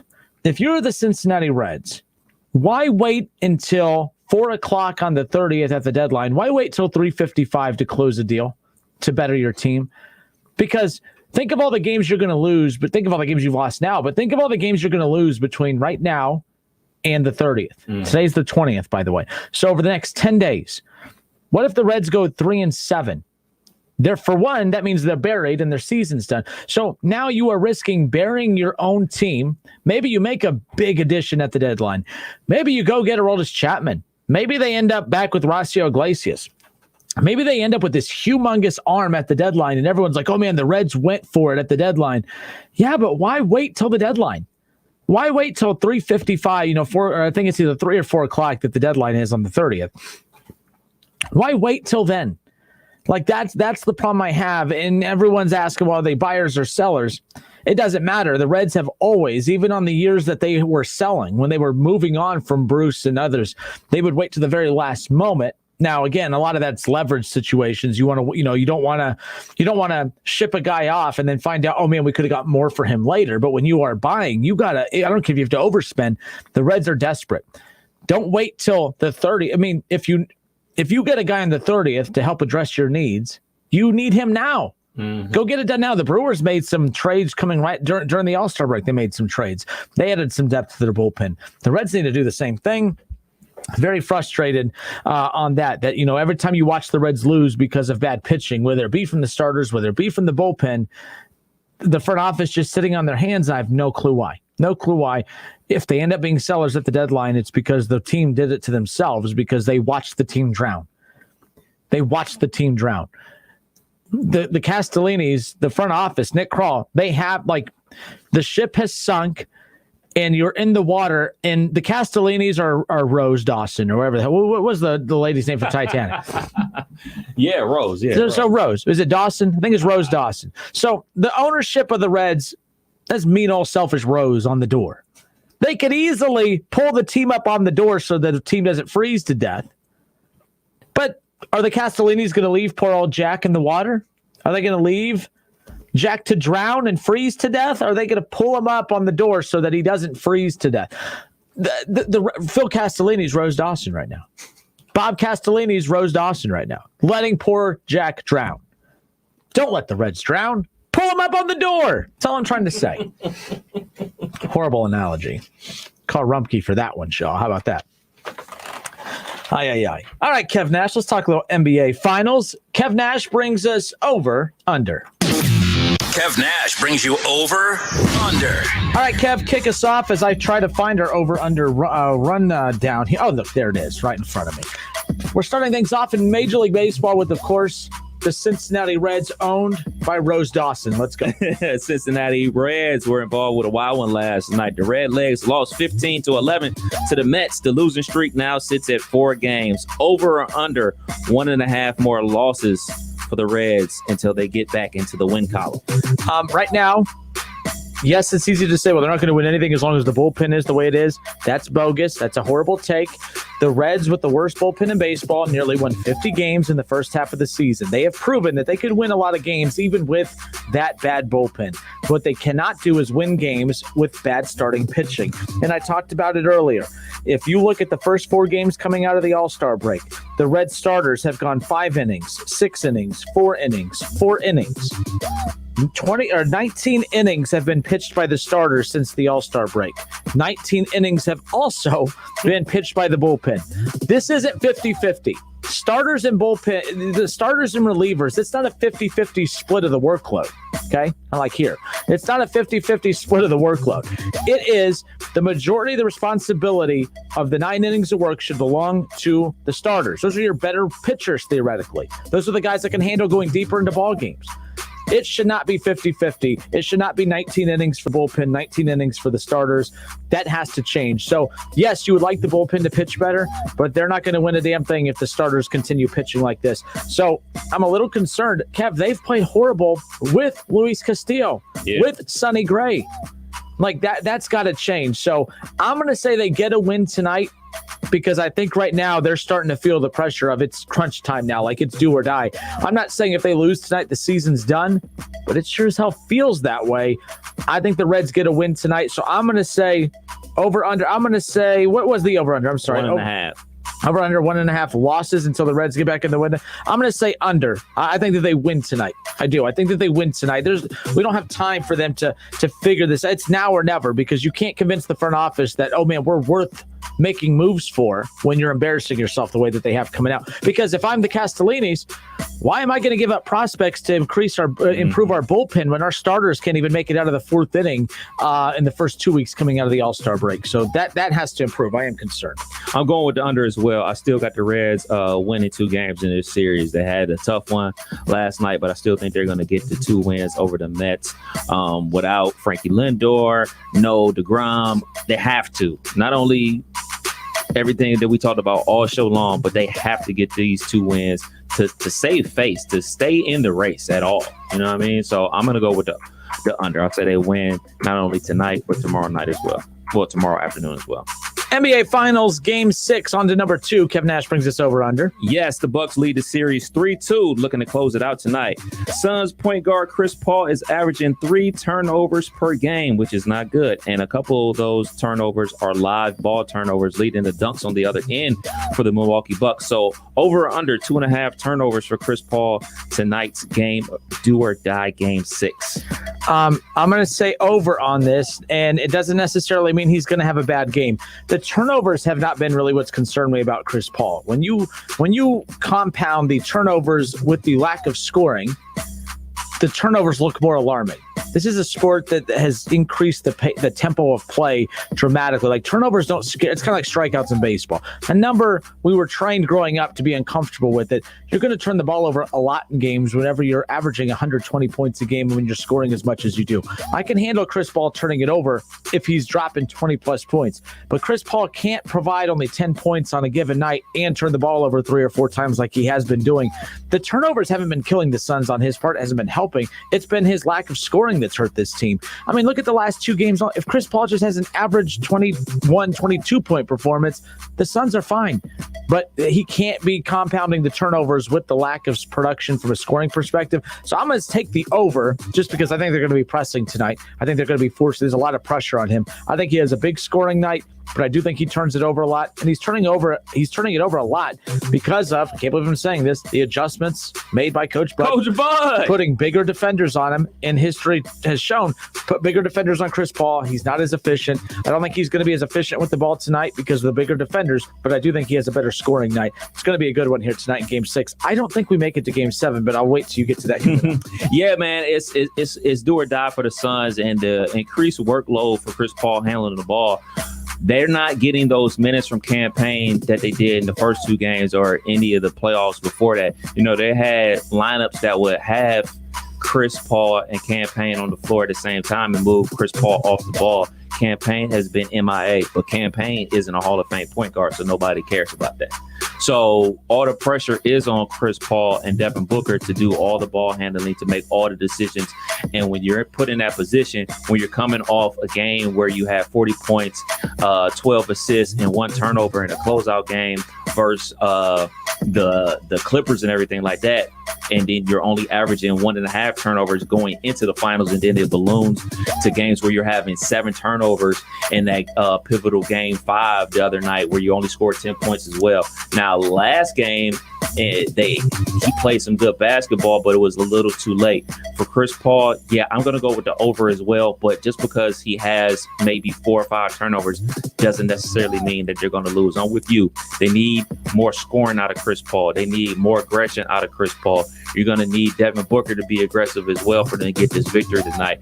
I'm looking for both of those dudes to play over 40 minutes tonight if they want to get this W. All right, we'll stay in the world of the NBA Finals. On to number 3. We're talking about Chris Middleton now. Oh, yeah. Chris Middleton has just been different in their wins, averaging 29 points in their wins and just 20 points in their losses. So over or under 25 points for Chris Middleton in tonight's Game 6. Normally, I would bring up, maybe, I'm going to take the under because the pressure is going to get you. But the pressure is, when they were down 0-2 heading to Milwaukee, it was all on him because, the most consistent player throughout the entire playoffs has been Giannis Antetokounmpo. You know exactly what you're going to get from Giannis. It's always been up to Middleton about whether they were going to win this championship or not, because, I give Giannis a lot of credit. He has been the same. He came back from a hyperextended knee and put up these ungodly numbers. Good for Giannis Antetokounmpo, but this team, they go as he goes, as Middleton goes. The pressure hasn't got to him yet, and I don't think it's going to get to him tonight. I know that they have potentially up to 2 games to win 1, but they want to win it on their home floor. Absolutely. If this was Game 6 at Phoenix tonight, I would take the under, but they're at Milwaukee. They're going to be jacked up. They're going to be juiced. The fans from outside of the arena are going to be just as crazy as the guys inside the arena. I think that he has a huge performance tonight. I just think you're going to see a good, solid performance all the way around. I think Milwaukee closes it out tonight. I think they get the win. I think it's just going to be a good game. I think Chris Paul's going to step step up and play well. Booker will play fine. But I just think that Milwaukee, I want to see a team win on their home floor, by the way. But I do believe that they're riding momentum right now. And if you give Phoenix the taste of victory back, they're not winning in Game 7. So they have to get it done tonight. And I believe Middleton has a huge game. And that would be so big for him heading into an offseason where we looked at him as just an okay role player coming in. You liked him more than most. He will have a completely different view heading into next season. This is a big game for him tonight. Expect big night from Giannis. They have to have a big night from him to win tonight and win a championship, and I expect that he will. Bucks close it out tonight. Unfortunately, because I really want a Game 7, but I just see the Bucks. I see one of those barrages from three-point land. I see Chris Middleton getting busy. I see Drew Holiday getting busy. I see a lot of guys. I see Giannis having like a triple-double type of game. 18, 10 rebounds, 12 assists type of game. This is one of those games where everybody gets involved. A la how the Celtics beat the Lakers back in the 2010 season. Mm-hmm. That's what I'm seeing tonight. Those games where it's ran them off the floor. They overwhelmed them. Yeah, just overwhelmed them by a team effort where, Paul Pierce was the catalyst on offense to get them to those victories and everything like that. But in those closeout games, it was everybody because everybody was ready to win it. I see Chris Middleton dropping a 30-piece at the Garden, too, on the home floor. Yeah, that's what I like. Win it on the home floor, baby. I see a 30-piece tonight from Chris Middleton. I see other guys chipping in with 15 and a chill game for Giannis because I think they're going to blow him out tonight. I really think the Milwaukee Bucks are going to blow him out tonight early. I think it's going to be an early night for them. Yeah, so I'm going to go with the over for Chris Middleton. I'm pumped for tonight's game. It's going to be good. You look at the line right now, Milwaukee. What do you think the line is for them? 6. They're a 5-point favorite. I find that interesting. I mean, that's a decent sized line, right? That's not a blowout by any means, but it's a 2-possession line. You'd have to. The reason I find that line a 2-possession line, I believe it's going to be. I could see it being close, and with the way Giannis shoots free throws, that's probably the difference between 5 and a 6-point line. I guess is probably that's being calculated into there at some point. But the game's tipping off at why 9:00? It's tipping. NBA Finals 9:00. I don't understand. It feels so that. Different from the Sunday night game where it tipped at 8:30. It happened, but that's why if people were making fun of the Reds, like who cares if you start a half hour earlier? It's not about when you start; it's about when the game finishes, and that's the thing. That half hour, finishing at 11:30, 11 o'clock is a lot different than finishing at 10:30 or 10. Actually, they way hell's finishing at 10. But you see my point, as far as Reds go. But it's interesting nonetheless. I'm pretty pumped about that. On the college football, we go. Yes, go Tigers, LSU Tigers. Yesterday at SEC Media Days, head coach of LSU Tigers, Ed Edgeron, said Miles Brennan and Max Johnson both are championship QBs. So over under 9.5 wins for Coach O and the Bayou Bengals. Look, I mean, it's the SEC. Make fun of the SEC all you want. Say it's an overrated conference. Say that it's the ESPN's in bed. Like ESPN's in bed with the SEC, so they overhype them. ESPN's in bed with every major conference out there, pretty much. I mean, the fact that that's my favorite is they're biased at ESPN. That's why they question Ohio State. Not like Fox with Joel Klatt. First of all, I love Joel Klatt. I can listen to him talk football all day. But if you don't believe that what Joel Klatt does for the Big Ten in Ohio State is the exact same thing that Paul Feinbaum and the guys at ESPN do for the SEC, you're full of it. Joel Klatt is a homer for Ohio State, just like Paul Feinbaum is for Alabama. Paul Feinbaum, he's not credible. He says things nicely about the SEC because they're in bed with the SEC. Well, then where's that mentality with Joel Klatt and Fox when it comes to Ohio State? So Fox has Ohio State and the Big Ten's back the way ESPN has, their back. So anyways, I don't really buy into all that stuff, but the bottom line is I'm going to point out hypocrisy when I see it. The SEC is really good. The schedule's pretty brutal. Over under 9.5 wins for LSU. They're at UCLA to open up week 1 at UCLA. It's a huge opportunity for the Pac-12. What's LSU going to be ranked heading in? Do you got a feel for that? I'm not a big LSU guy. Probably in the lower teens. This team hasn't been the same since Joe Burrow left. It hasn't been the same since Joe Burrow left. But no, I'm going to take the over. Look, right now, I look at the SEC and we got LSU had a huge recruiting class come in last year. A lot of those guys are, building up for this year too. I'm going to say the over, but man, it's tough. They play at UCLA. They have Auburn at home. They're at Mississippi State. Okay. They're at Kentucky. They have Florida at home. They're at Alabama. So there's Texas A&M the final week of the regular season. That'll be a good one too. They have a lot of tough games. So I think I'm wrong for taking the over, but I'm going to take the over. And I'm going with the under. Mark this game on your calendar. That Ole Miss game and this opening game versus UCLA. Look, man, they got a whole new defensive coordinator. They're only returning 2 starters from the defense. That means they're returning 1 starter from the championship defense. Only Derek Stingley Jr. is the only returning defensive player on the team that won the national championship. I think this is the year Chip Kelly actually makes some noise out there in UCLA, and I think they have them running ragged on defense to open the game. Not saying they're going to lose, but I think that's going to point out a lot of flaws on their defense. So I'm going to say they're just going to win 9 games. 9 games for LSU this year, not 10 games. Yesterday's over-under, you asked, over-under 10 Olympic athletes being sent home due to COVID. 6 Polish swimmers have been sent home from Tokyo after the country accidentally selected too many. Wow. You might as well just lie and say they tested positive for COVID. This is embarrassing. Save you some face. You can't count? What's wrong with you? Goodness gracious. 6 Polish swimmers have been sent home from the Tokyo Olympics after the country accidentally selected too many. Last one here out of the NFL. I'll give this one to you. A season-ending injury has already occurred for a big name player already before training camp even begins.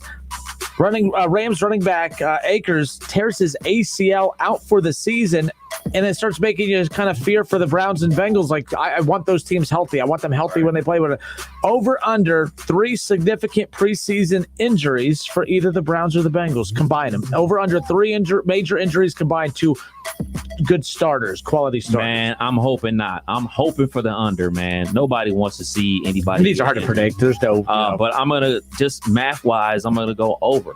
Because it always happens. And, us being football fans, we kind of know that these things happen during training camp and in the off season, but we turn our blinders onto it because 1, we don't want it to happen. And 2, it sucks. It sucks not only for the player, it sucks for the team, it sucks for our rooting interest in the game. And it totally has a whole effect on how a team is going to execute. Them losing Cam Akers, he's a home run type of hitting running back. And I thought he was going to have a huge year on that stretch zone play that they ran out there with the Rams and everything like that. Now Henderson, he's a good running back. He'll fill in fine, but he's not a Cam Akers. He's not a young, fresh legs like Cam Akers did. So they split a lot of the work. They each had about 600 plus yards last season, which 600 yards. They got the work of one heavy combined back, but that's a lot of responsibility to put on Henderson that they were expecting to put on Akers. Yeah, so I'm going to go with the over, but I hope I'm wrong. We close out the show today with this Aaron Rodgers tidbit. Aaron Rodgers is he has a lot of stake in the Milwaukee Bucks organization. He's a partial owner. And there's a lot of talk about whether or not he shows up to the Bucks game tonight. You would think that he would not want to be the story in Milwaukee on a night where the Bucks might win an NBA championship. Aaron Rodgers doesn't want to be the story, but you'd have to think he's going to be the story whether he arrives or not. If he arrives into the arena, the cameras will be glued on him, and he'll be the talking point of the night on a night where you're supposed to be talking about Milwaukee winning an NBA championship, not about Aaron Rodgers. But if Aaron Rodgers doesn't show up, people will still talk about one of the bigger owners of the team not being there on the night that they win an NBA championship at home. And then here's the other thing. What does Aaron Rodgers do if he shows up and gets booed? Laugh it off. You don't laugh at all. That discount double check. Aaron Rodgers. I think he gets booed. Probably. I think he gets booed. So who knows? It's going to be interesting. And he should get booed. He should. Oh, my team doesn't do enough for me. They want to make me the highest paid quarterback in the NFL. Oh, I feel bad for me. Oh, they give me the second best offensive line in football. Oh, I feel bad for me. Oh, they give me 1,000-yard running back. Oh, I feel bad for me. Oh, I have the number 1 wide receiver in football. Oh, I feel bad for me. Shut up. You've been to the NFC title game 3 of the last 5 years, and you want people to feel sorry for you. Go. That's how we end the show today. Reds, Mets, Game 2 tonight. 7:10 the first pitch, 6:40 the pregame, right here on Dayton's home of the Reds, 1410 Wing AM. Until tomorrow, it's been the Justin Kinner Show with Kev Nash, presented by Orion Sports Medicine. Have a great night, everybody.